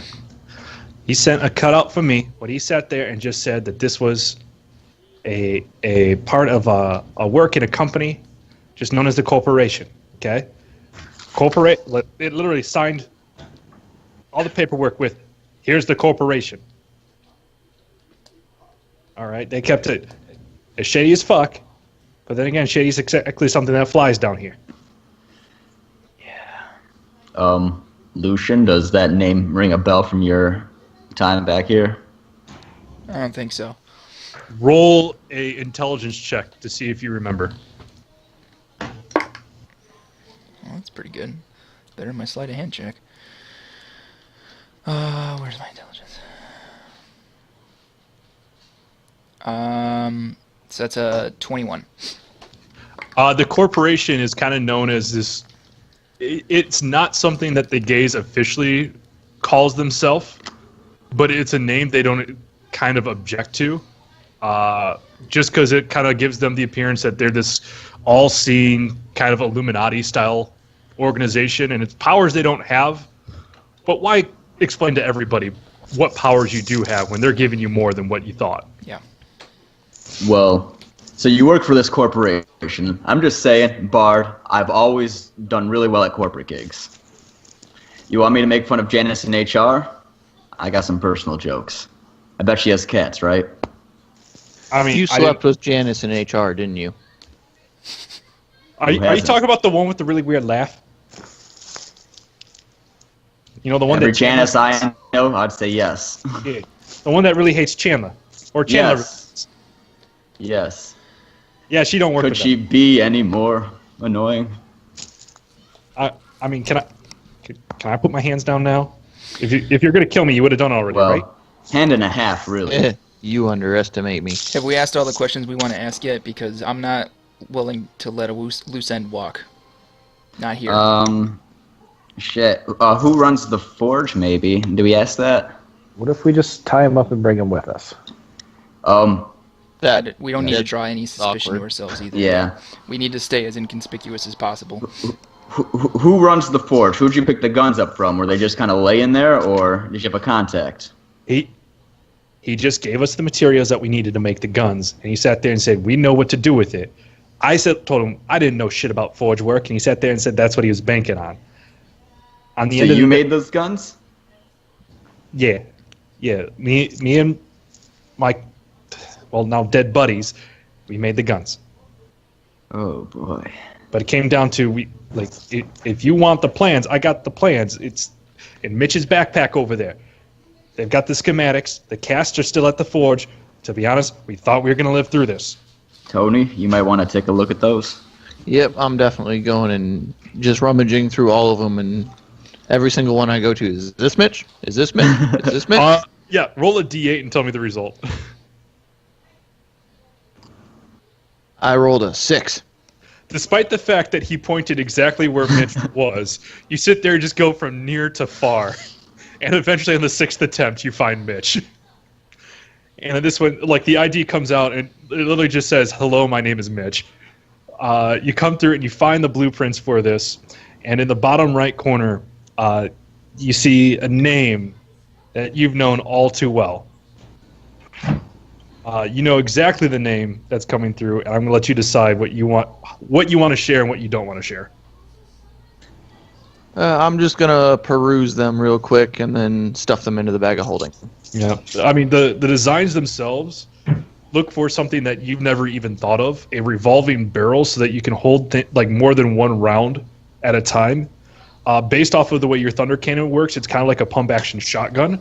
What this comes down is more like a Wild West revolver, and that's why they're able to fire so many times without reloading. And it's one of those, it's simple, it's elegant, and when you look at that, the gun was functional, but barely that. These guys had no idea what technology was they just crafted. Now, not Mitch. You said that he specifically told you to get crappy materials. No, Did we you just not? took what we had. Oh, okay. Told us don't spend money on this because the more money you spend, the more eyes are going to come to us. Right. Makes sense. Well, anyone else have any questions? Haggard, can you think of anything we haven't covered yet? Nope. All right. I take BAO in my right hand. I put my left hand on his right shoulder, and I cast Eldritch Blast while I run BAO through him. As that happens, he's completely defenseless right now. So describe to me how that plays out. It just I stab him, essentially, the sword starts going through his gut, right in the seams of the armor, basically as he's being immolated by the Eldritch Blast. And at the end, it's just me with my hand in space and my sword in space with a pile of ash on the ground. For those of you who have seen sword art online, it's kind of like when one of the characters dies from that and they just go pixelated. And those pixels just disperse.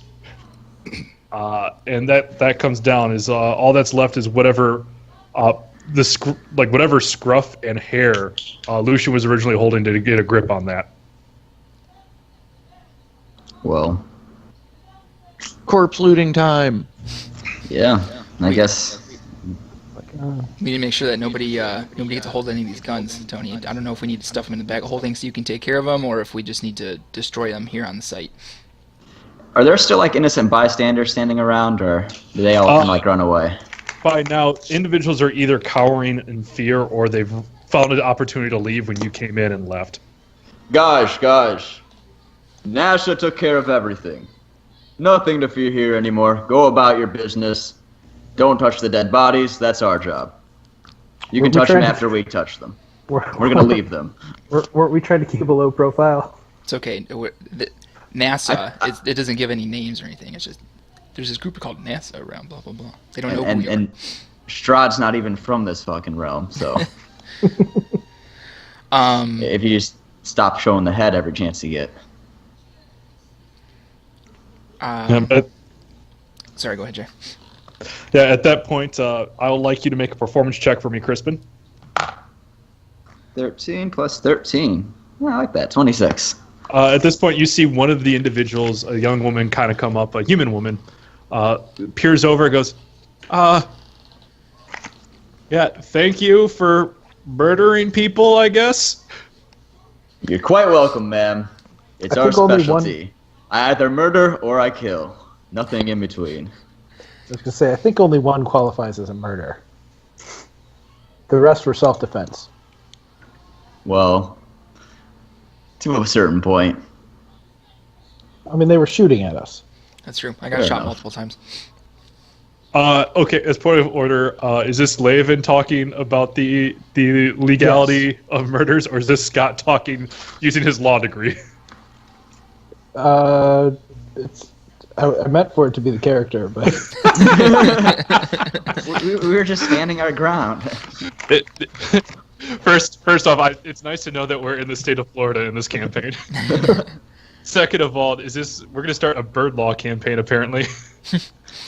Oh, gosh. I've been trying to steer us that direction this whole time. Scott VU is going to come into full force in this campaign. So should we just like make a pile of all the guns, like right there? So Tony can either stuff them all in the bag of holding, or we can melt them all down or Roll up, whatever. melt them down. Yeah. Turn them in a slag heap. Do the munitions look usable? Like, did they at least do that right? Kind Yeah. of. You're like, the black powder is just fine, but the casings won't fit any firearms that you have. So if you take one of the firearms with you, you can use those. Otherwise, you'll have to disassemble the, for lack of a better term, 45 round and replace it and build those into the thunder cannon rounds.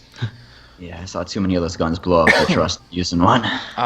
While I'm like picking up guns and like bringing them together, I'm stashing the ammo. Okay.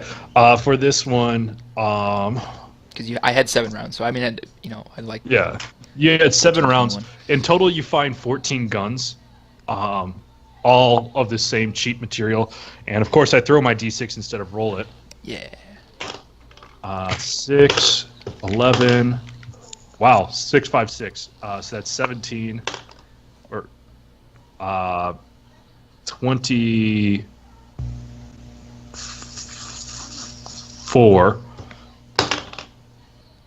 30. Oh my god, I only rolled 5s or 6s. You found 34 rounds Okay. of 45 ammo. And then, so we can reconcile this when we need to. But for my inventory's sake, is this a pepper box or something else? Something else. Okay.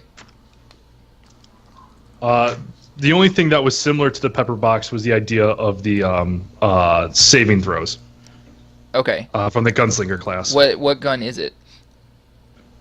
It's a cheaply made 45. So it doesn't follow the archetype of any of the guns from the gunslinger class? No. Okay. Yep.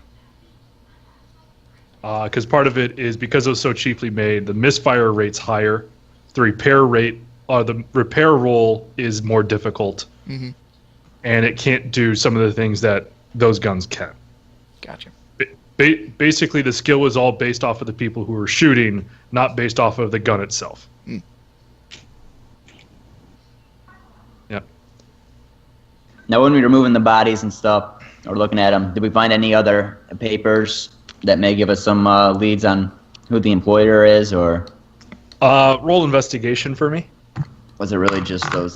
That's not good. What's my bonus? Hopefully, it's something. Not much. 8. I mean, as you're looking through and all this kind of stuff, you're checking the usual places, pockets, satchels, and you don't see anything that really says anything other than the corporation on this. You find a couple of like just wanted posters, and it looks like most of these individuals were wanted by the Dagger Guard anyway. Some of these see us in those posters. No, you just got into town. Okay, good. Yeah, you literally just murdered somebody just now.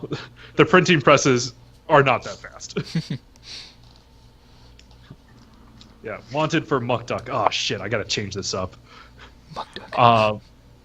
Yeah, but most of these individuals were marked for death by the Dagger Guard. Bounties were out for them, and Okay. you get the idea that this is kind of why they were so willing to go along with this and just accept the help. They thought they were a friendly face trying to help them out of a problem, and just got them into a whole different mess of issues. They're all dead, so Mm-hmm.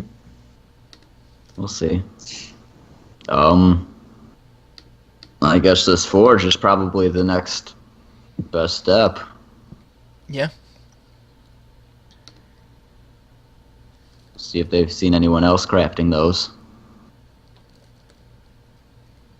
All right. Unless anyone else has any other plans. Well, we should go there to figure out. We need to destroy the mold. Or steal it. Whatever. Yeah, either one. And we need to figure out where the guy got that stuff. Yeah. All right. So back to the meadery as your base of operations, or going straight to the forge. What time is it? 4:41. No, No, I think in-game. In-game. Yeah, 4:41. I said it. Okay. As everyone's kind of chilling around, I will cast Mass Cure Wounds. All right. Just to make us feel a little bit better. And where the hell is that? Okay.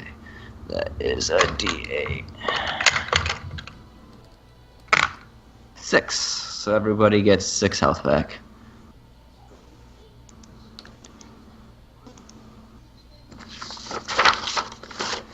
A little something for the road. All right. And as we are done with this scene, we're going to take a 5-minute break so we can get snacks, use the restroom. We'll be back at 47. All right. And I am out of level 5 spell slots. Just Yeah, for eat reference. it, Bard. Used your 5, use your 6. Yeah, but I got a lot of low-level spells. I know, fucking Bards. And a very encouraging sword. Yep. The DM giveth, and the DM taketh away, and then giveth back some more. All right. And I need a coffee.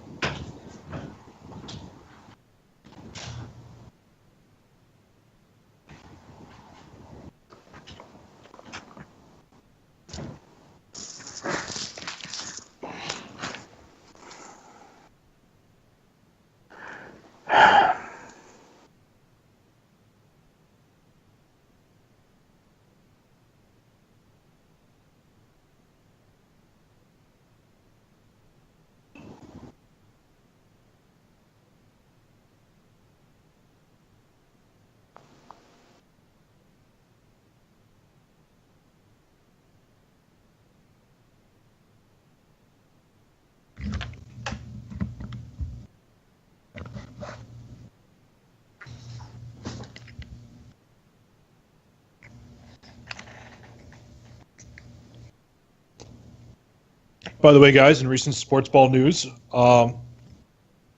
England beat Belgium, or got beat by Belgium today 2-0 for third place. In other news, Tottenham beat Tottenham. Making progress.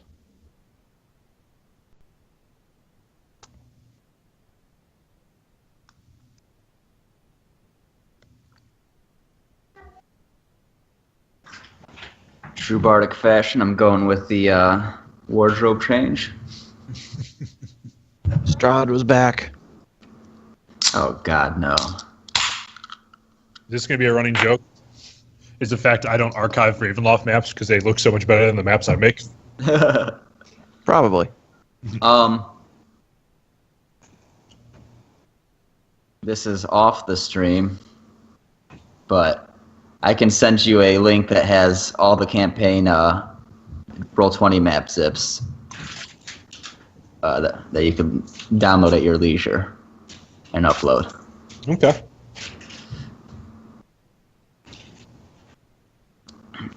Everyone watching, be cool. It's perfectly legal. You see, when you say it like that, it makes it sound less legal. Much less. Well, it's legal in the sense that I won't get in trouble for it. I see Aaron changed out of his robe and into a Captain America hoodie. Yes, it's a wardrobe change. Bards be bardin'. Okay, first off, which one of you was the one that tried to steal Strahd's one of Strahd's capes? That was me. Yeah. If only you had a camera on so we could sit there and see your wardrobe change. Ooh, Crispin needs to start working on a quick change act. Mm-hmm. That would really add to his book ability.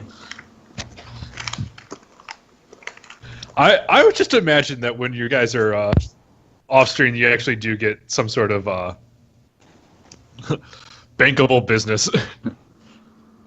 He wants to play whatever the Carnegie Hall version in Acre is. Yeah. Crispin's gonna play that. Yeah. You want to know how you get to City Hall? Practice, practice, practice. Make a left. No. It's branding. We already got Crispin Rise or whatever, Crispin Rain. That's just the start. Why does this feel like the YouTube video Chocolate Rain? Crispin Rain. Don't know any other words to sing. That's the same problem me and Jay ran into yesterday.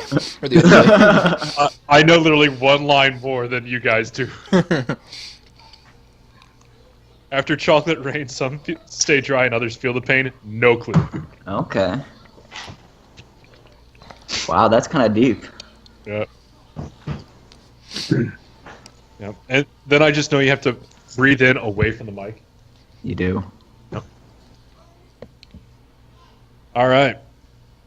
Are we missing anybody? Nope. Tony? I'm here. I never left. Don't And get lay lost oven. anywhere. I've been here. All right. As we get back in, you guys make your way to the forge. The forge itself is connected to this giant kind of open-air quarry. Just so that you guys know, it's largely like a stone quarry for like building. Occasionally they'll find like white marble deposits as well, and that clearly makes its way up to high Terra. There's kind of like levitating platforms that kind of sit there and bring some of this material up to middle Terra, mid Terra, I should say. As you go through it, the quarry itself extends about maybe 400 feet into the ground, cut in a square pattern, and there's a ramp descending all the way low to it. And just past that quarry is the forge itself. That kind of, it looks like a blacksmith shop, but probably 10 times the scale. Okay. Mm-hmm. But it's an open air forge, kind of like the Sky Forge in Skyrim.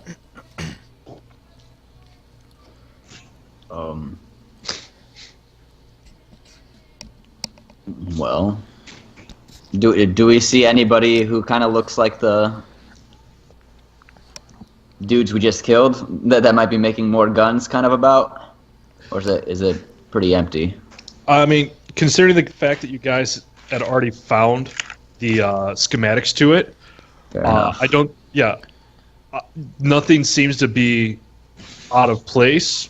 But based off the fact that you guys work for a style of thieves guild, you kind of know that this might be something that happens at night, or this might be something that happens away from prying eyes. Okay. Do we see anybody? I mean, there's the typical workers if you want to do like a Law and Order. I'm not stopping work in New York City while you talk to me about a crime. Yep. I get you. Yeah, if you guys want to go full Jerry Orbach. Never. Yeah. Or you can go Ice-T and just sit there and try like explain things through metaphor. Tony?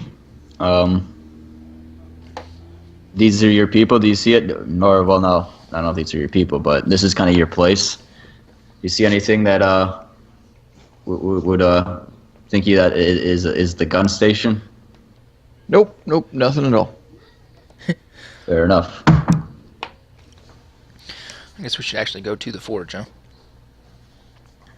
Wait, we're not there yet? Probably be a good place to look. Standing outside staring at a quarry doesn't do us much. I thought it was an open forge. I thought we could kind of. Mm-hmm. Jay said it was all the way on the other side of the quarry. Oh, okay, man.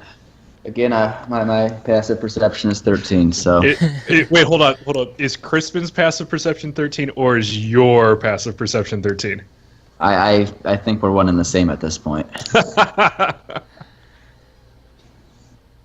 Oh, that's it. A campaign where everybody made themselves, but fantasy selves. I'm too deep into character.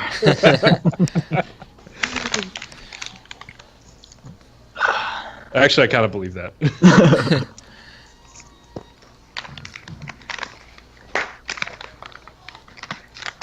All right, Tony, everything okay? You're just cutting in and out from the Roll20 game. Yeah, I'm messing with buttons on my mouse, and it turns out one of them's a back button, playing with the push to talk. Oh, okay. Learned it. Yep. As you make your way through, it's once again nothing really seems out of the ordinary. By this point, it's about 7 p.m. at night. Start of the swing shift for these individuals. I mean, you see individuals that are sitting there kind of working on tools, using the heat to kind of temper them a little bit, water to cool it. They don't look like they're wonderfully made. This is not artisanal metals. There's a lot of like joints being built in order to keep beams of a foundation together.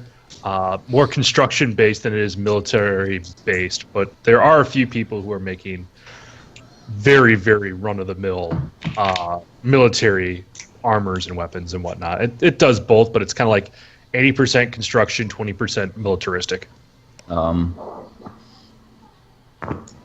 I guess. Do we want to approach someone, or do we want to look around us, see if there's someone particular we should approach?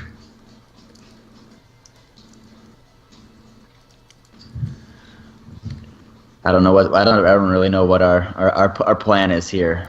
Like ultimately, we want to find those casts and Yeah, we something want to about find it, the but casts, and what's we the need to best way to find go out about that? how they got them, like where they got them Should we from. try to trick?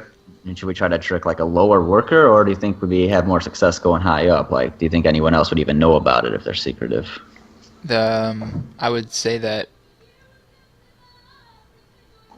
probably going I think high up would be best. Yeah, agreed. All right. Do we see anyone that's in charge? All right, I'm going to have everybody here make perception checks and also roll a D100.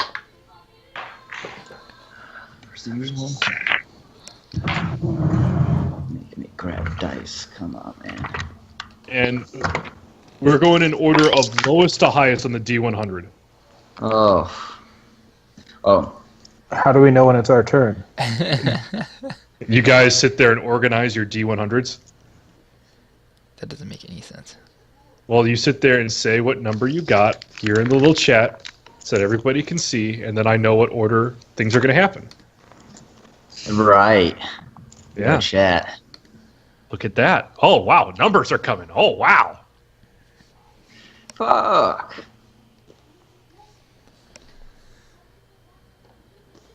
And Hagrid, what was your D100 result? You're asking me to do something I haven't done before. Let me see if I can figure it out. 2d10s. Designate one as the. Put it into the chat. I've never done it before. So are you on the dice roller? What menu on the right-hand side are you in? Do you see? I think I did it. Yep. There we go. You did it. Got it. Okay. All right, so Crispin, we're going to go with you first. What was your perception? It was a 7. Adjusted 7. An adjusted 7. As you're looking around here, you see a number of low-level workers, and as they all come through, they kind of sit there, and before they begin their work and before they leave to go like on a break or eat a snack or something like that, they're all talking to one individual, and this individual is a halfling. However, speaks with a lot of body language, clearly looks upset. On a couple of times, like pushes employees out the way, but you're not close enough where you can hear anything you're saying. You just get the idea that at least they're mildly disgruntled. That brings us next to Hagrid. Yeah, Hagrid, what was your perception check? 12. 12 on this one, as you're seeing through, is that this halfling individual has been going through this, and it kind of seems like it's designed to corral through.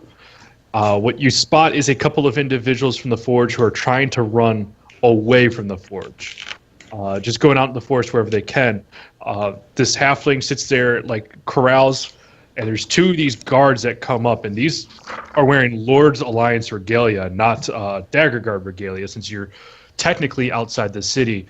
Takes crossbows and pins them in their calves, knocking them down to the ground, making sure they can't move but still capable of work as they drag them back in. That brings us to Leovan.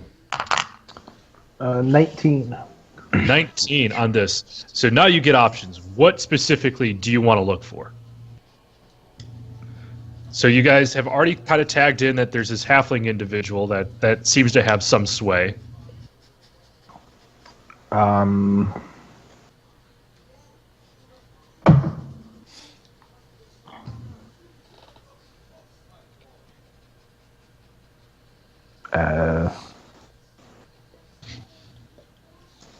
Like, are you going to try to sit there and look towards the distribution side, how it gets to the city itself, staying with the group?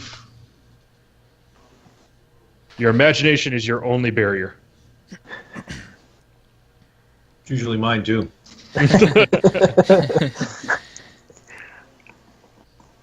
Look for drugs.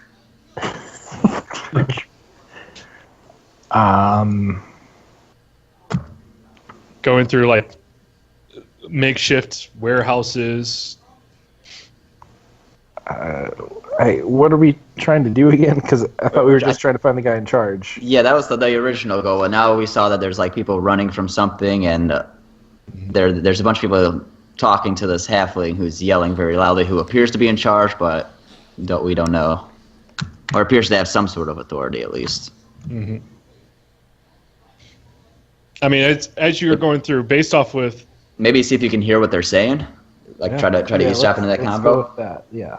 All right. So as this one comes through, you've got the halfling. At this point, is sitting down, eating it like a dinner. By the time that comes through, and you see this guy coming up. This one is a human male. Looks to be 19, 20 years old. Just reached physical maturation. Coming through, and you are able to peer in and using your ranger skills, make it look like you're not paying attention, but clearly able to hear. As this comes down, it goes like, excuse me, boss. I wanted to talk to you a little bit about the business here. Is that all those guys that we sent out, they never came back. At this point, the halfling kind of comes in, puts down the silverware, and grabs the human by the mouth and just goes, look, we do not talk business while we're out here. Okay? If you've got something to say, you know where you can go to say that, but we don't say that here. Anybody can be fucking listening, and anybody can come in and take what's ours. Now, you want to be the one that goes down for you being stupid as hell. You want to know what your problem is? You don't think. And at that point, you kind of get the idea that this one, the halfling itself, kind of knows what's going on, and that the human really is kind of sitting there, knows the world that they're involved in, but isn't wise enough to kind of navigate it very well. And I'm going to ignore Lucian and Tony's checks on that because you found everything there was to find without me just going off the cuff.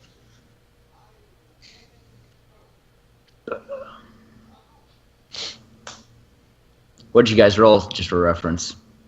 I got a 17. Okay, so you know pretty much a lot of it. 10. Nice. Tony, Someone with me in the basement. Tony, what you've noticed here is that trees are like starter stools. So if I destroy all of the trees, I destroy the stools. This is some heroes logic. Save the All right. trees, save the stools. Heroes, All right, NPC new this fall. quest. We're gonna go destroy all of the trees. So, did we get a chance to see like who it was that was running away? Like what they were wearing or anything like that? On this one, the garb itself looks like nothing special. It's some of them are wearing kind of like tunics that look cheaply made. Others are, to get. It's typical kind of like Commoner commoner working in hot environment garb. Okay. I think our best bet might be to go follow Johnny Loose Lips and see if we can get him alone and get some information out of him. I mean, after he was just chastised for talking, you think he's going to talk? If we can get him alone, we know that he knows something. I'm saying, I think that's the guy to talk to. Yeah.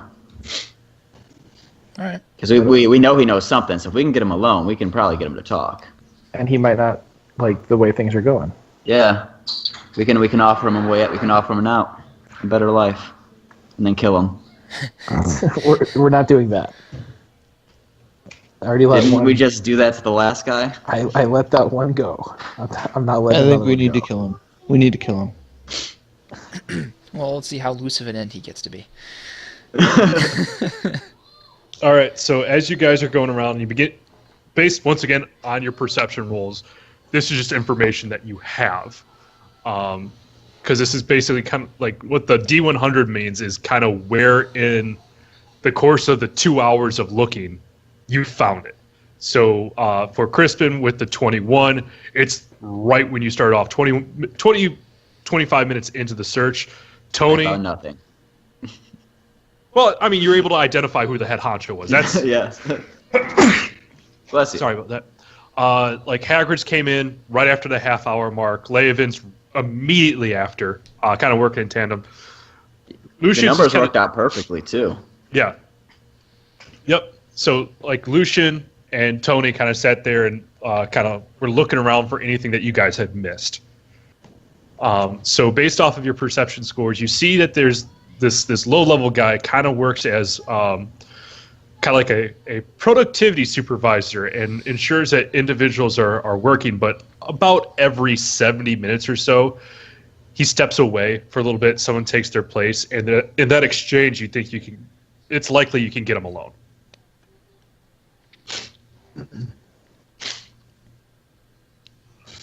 Okay. Well, let's get him alone so I can start singing. I think we're alone now. What is the loneliest number to the NPC? Yep. All right. Yeah. So, I mean, you guys could just sit there and wait until that exchange happens. I mean, describe to me how you're going to separate him away from, like, you guys make it up. I'll let you know when roles are involved, but just if you want to craft buildings, craft warehouses. Do you have any aromatic pies we can lure him with? Did you guys bring aromatic pies? What about a gold piece? I look around the bag. A trail of gold pieces. Do it ET style. Okay, all right. So despite what I clearly made fun of before we started the stream today, you sit there and see all these gold pieces, and eventually the little human kid goes, "Ooh, a piece of gold. Ooh, a piece of gold. Ooh, a piece of gold." How many pieces of gold do you want? Gosh, on the trail? Well, I think it's got to be like 20, right? it's got to be one every With 7 some- feet, right? with a- One every 7 feet, because it's got to be visible. He's got to know there's the next one coming. Whatever that equates to, right? Okay, Something like that? sure. Just in broad strokes, tell me how much gold you're using on this bit. We could slip some coppers in there too. I mean, he is saying, Oh. "Ooh, a piece of money." That is true. We can mix it up. We can go a gold, a silver, a copper, gold, silver, copper. All right. So over the course of the next 125 yards or so, you just go, "Ooh, a piece of money. Ooh, a piece of money." Oh, the trail's gone. He just kind of looks around and he's out in a little bit of the woods. I mean, we're just gonna jump him and get it back anyways. What does it matter? Yeah. So, does that mean I could pull one of these sacks off of my robe of useful items and we could jam them into it? That sounds like a great plan. So wait, we're kidnapping him instead of just questioning him outside of the forge? I believe it's called ransacking. Literally. You're thinking of sack ranning. All right, Lucian, inspiration. Crispin, take away your point of de-inspiration. Can I just point out, I think if we stuff him into a bag, I think he's going to be a little bit less forthcoming. Yeah, I think we should just talk to him here. Oh yeah. But then we can just waterboard him.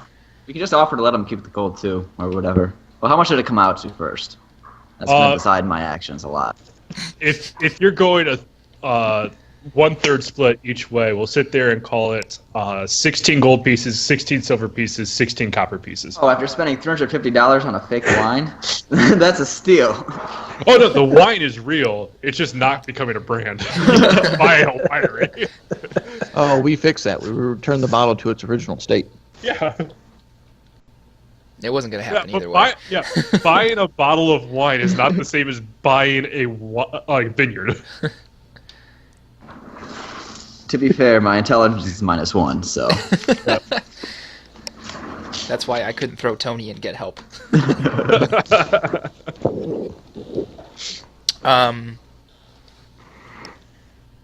Should we lead off with asking about where those people ran off to, or should we just get right down brass tacks and ask about where the molds came Wait. from, where the cast? We should just say what was he trying to talk to the halfling about? Probably. Yeah. That's where I would lead. What? Whoa, hey, oh, there's other people here. Hi. Hi, that gold's Is it- from us. And the copper and the silver, actually, all of it. You guys, let me out here. Am I gonna die? No! Nah. We thought you'd be a good friend. We need a fifth member Look, of I've the seen crew. this.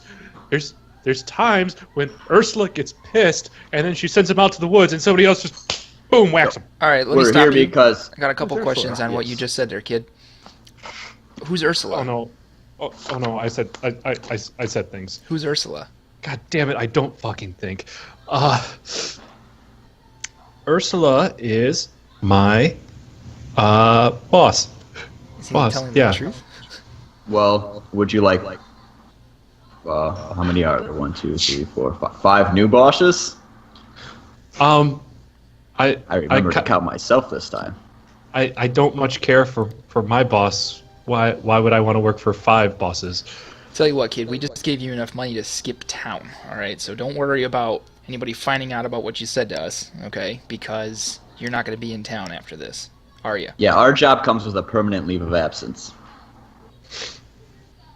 Permanent leave of absence is not a word choice I would have recommended because it makes it sound like you're going to kill me. We're not going to kill you. You meant, like, Permanent holiday. Paid vacation. Paid? I think the word permanent's problem here. Yeah, I would agree with that one. No, but really, we gave you enough money to skip town after this, okay? So we just want to talk to you, get some information, and then after that, you can just you can go start a new life somewhere.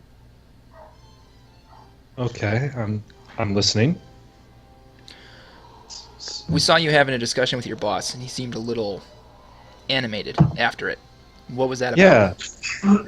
Yeah. So I'm sure you guys have heard by now that there's a hostile negotiation taking place down in Lotera that didn't go back. I was trying to report that nobody's back from that, and it's long past the rendezvous point. That's terrible. That's interesting. Oh my God, are they okay? Roll deception, Crispin. Well played.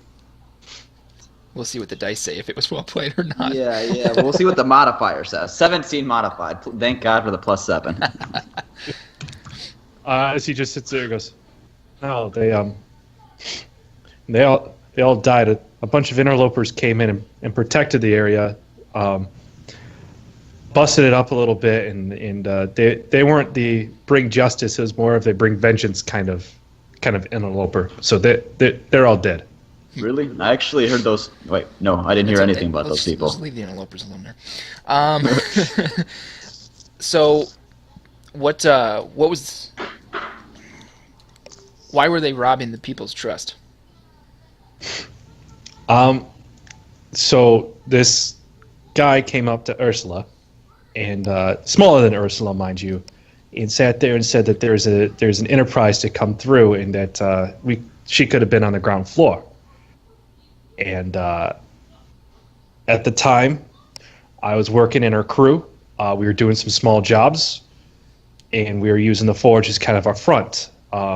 It was distribution stuff. There were some powders that individuals would have wanted, and we were the ones that sold them. But when this came in, it crossed a line. I can't do this anymore.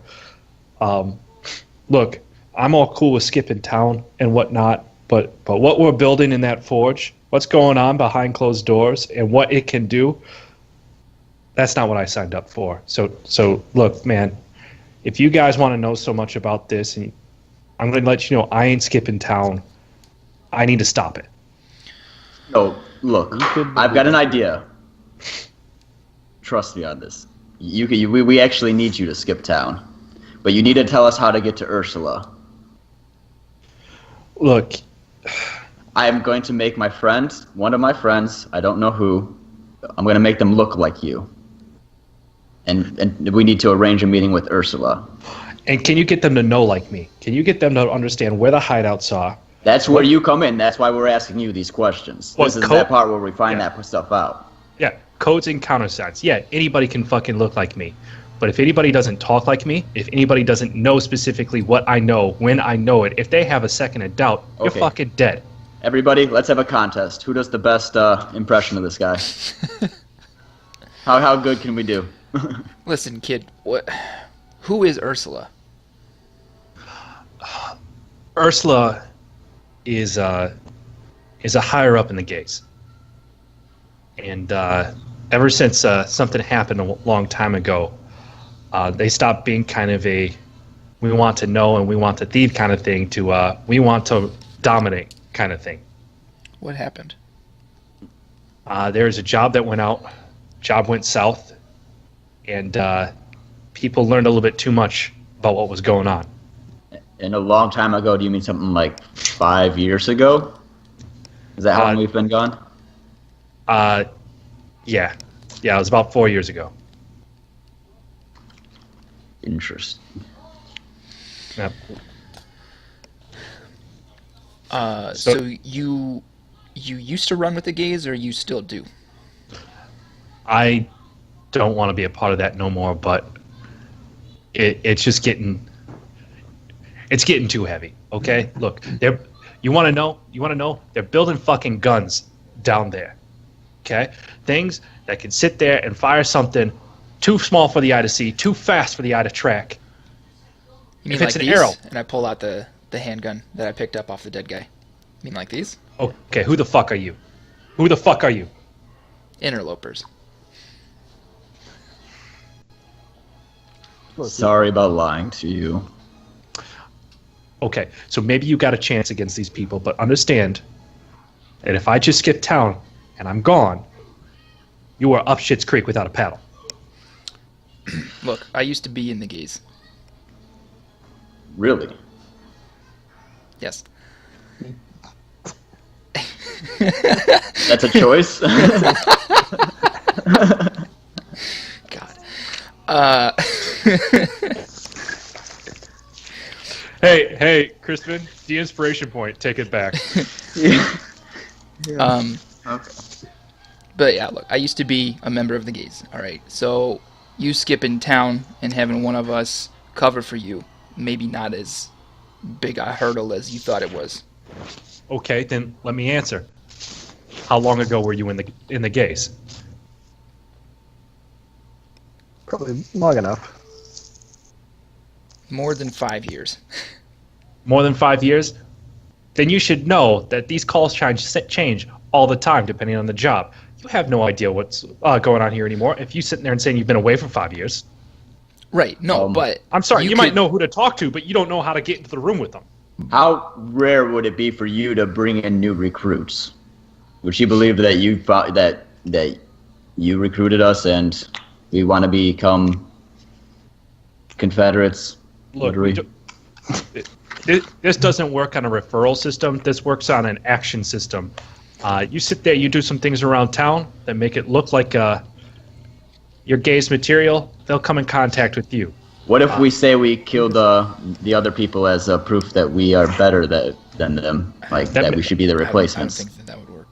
That makes it sound like you are the enemy, not you are a potential friend. No, we're showing our worth by taking out their weakest links and replacing those weaker links with our stronger links. I don't know.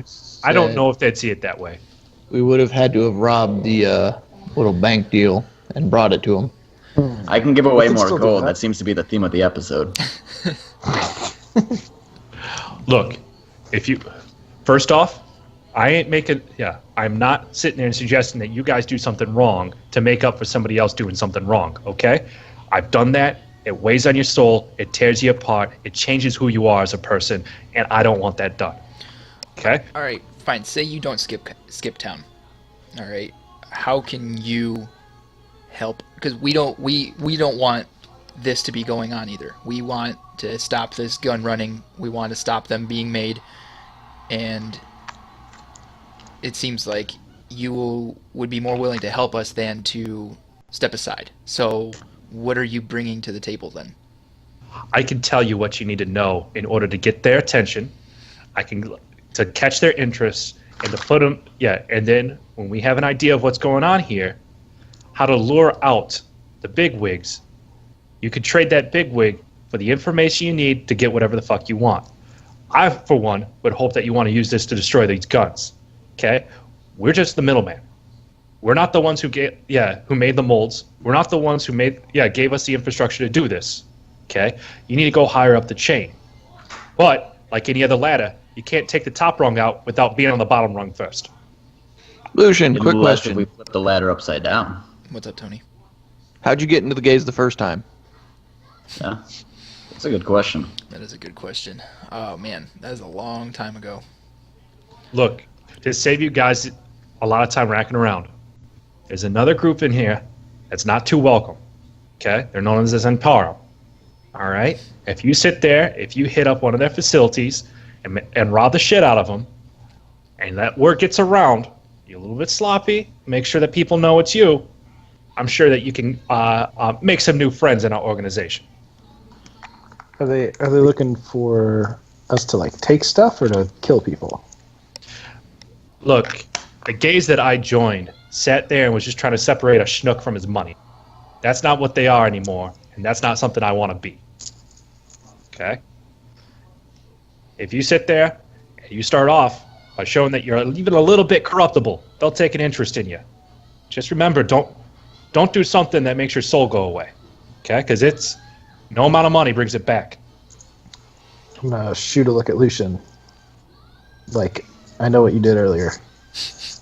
He knows what you did last summer. Well.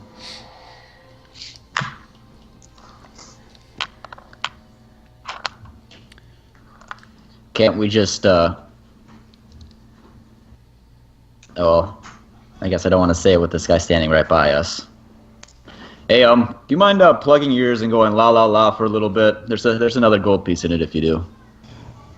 I mean, keep the gold piece, all right? Okay. As you come through, it's like, la, la, la, la, Well, la, la. we don't really need to rob the thing. Why don't we just go to our one of our Centaurum posts and then just have them say that they were robbed by us, and then have to give everyone our description. You know, we don't have to actually do anything. They're on our side. They'd want us to do it. It's kind of what I was hoping to be able to do. Yeah. Oh, perfect. Okay. That's why I asked if they were looking for dead bodies or just stuff to be gone. Oh, nice. Yeah. Okay. And I give him the thumbs up if he can unplug his ears. It turns out they're all way ahead of me, like always. Look, he's not the brains. Based off the instruments, he's not the muscle. What is he? I'm... Go ahead. He's the inspiration. No, I'm the brains. You guys didn't understand how armor works. You didn't understand how stairs work. You may not think I'm the brains, but I'm the brains. And here comes a moment that's going to come full circle in the final arc. Write this down, people. We'll revisit this. Crispin, You may think I'm the wild card, but every time I pull a card, it says brains. I'm just gonna like get really close to Crispin and be like, you let a barback take you for a 305 gold ride earlier today. Hey, it's called branding. And I'm going to make that back tenfold when I'm playing for kings and queens. Because they see this wine, they're like, a bard that has his own wine? Now that's a classy-ass bard.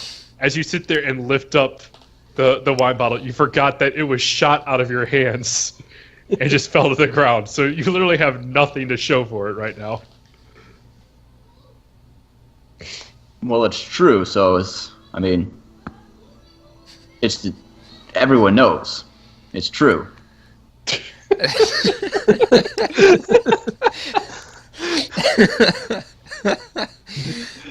That's how facts work. You know, when things Crispin, are true, it's a fact, and people know them. We will work on this. Title of this week's episode. We will work on this. It's a fact. When it's true, people will know them. Title of this week's episode. So, what's your name anyway, kid? Me? I'm Tommy. And what do you do for the Zentarum? I was just an agent for him. I worked on the distribution side. Once again, it was about the powders, separating schnooks from their money. Sometimes it happened to be the real stuff. Sometimes it happened to be stuff you cook with. Sorry, I accidentally said the Zentarum before I meant the keys. I knew what you meant. The powders, you say? I've dabbled in those myself.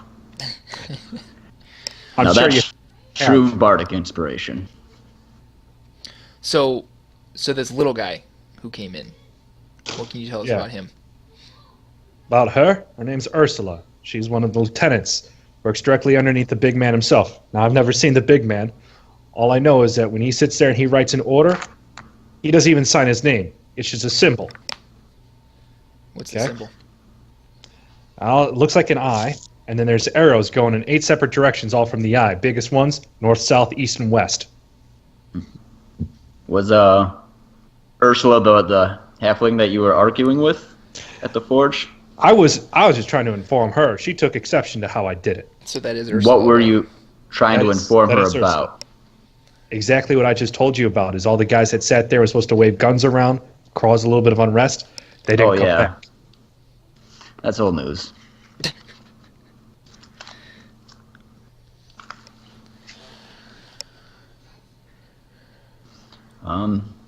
Well, has this guy outlived his usefulness? Can we kill him? Hey, I thought Just kidding, just kidding. I'm going to be honest. You're awful at making friends. I know. These are the first and I think only. What else can you tell us, Tommy? What else do we need to know that we haven't already asked about? Look, all I can sit there and say right now is we need to worry about getting your foot in the door. Okay? That way we can treat you guys like you're neophytes. You guys are new guys. That way you don't need to know things like codes and countersigns. They'll show you when they're training you. What are the odds of all of us being accepted? I mean, come on. Well, how many outposts are there out here? If we get word that all of them have been hit and all of them by the same 5 people, that would probably get us all accepted. Look, that's some pretty big shit. There's only one that I know about. Oh, okay. Here's the thing. Zentarum ain't too well liked here in Trae'Terran. Turns out they were trying to move against the gays. And sure enough, when you get big rich individual fighting other big rich individual, and they sit there and they have a war between each other, it really just makes a lot of pissed off people and not a lot of work done. Good work for the Forge, though. You talking about the Zent outpost in Settlers Bend? Yeah. Yeah, that's the one. It's their only foothold in the area, and it's basically just known as a spot where their agents can lay low. They don't sit there and step foot into Trae'Terran. We don't sit there and move on them because no one's that stupid. Now, I've actually heard the Zents are pretty good people. If you're trying to get out of the corporation, they might have use for someone like you. Look, honestly, dude, I'm totally okay with going for a straight light after this. I've done some shit that I do not enjoy. I got to do something to make it right. It's never going to be right, but to not try, that's my damnation. Well, if you want to make things right, if you sit there and say, hey, buy some of your fucking wine, I'm not going to do that. Okay.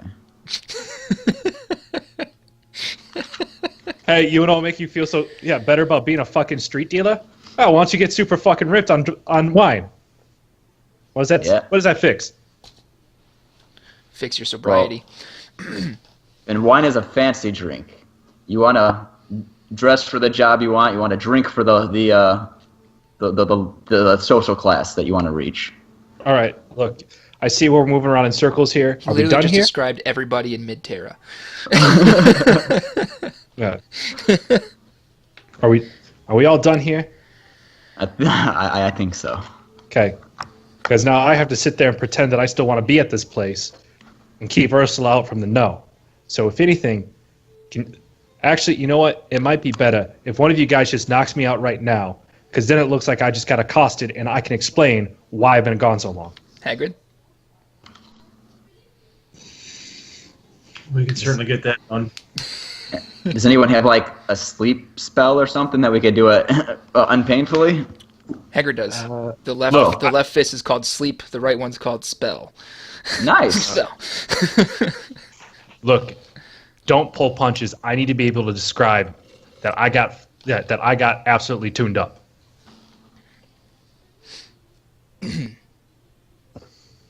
Honestly, And tell them that the only thing that made you feel better afterwards was Crispin Rain.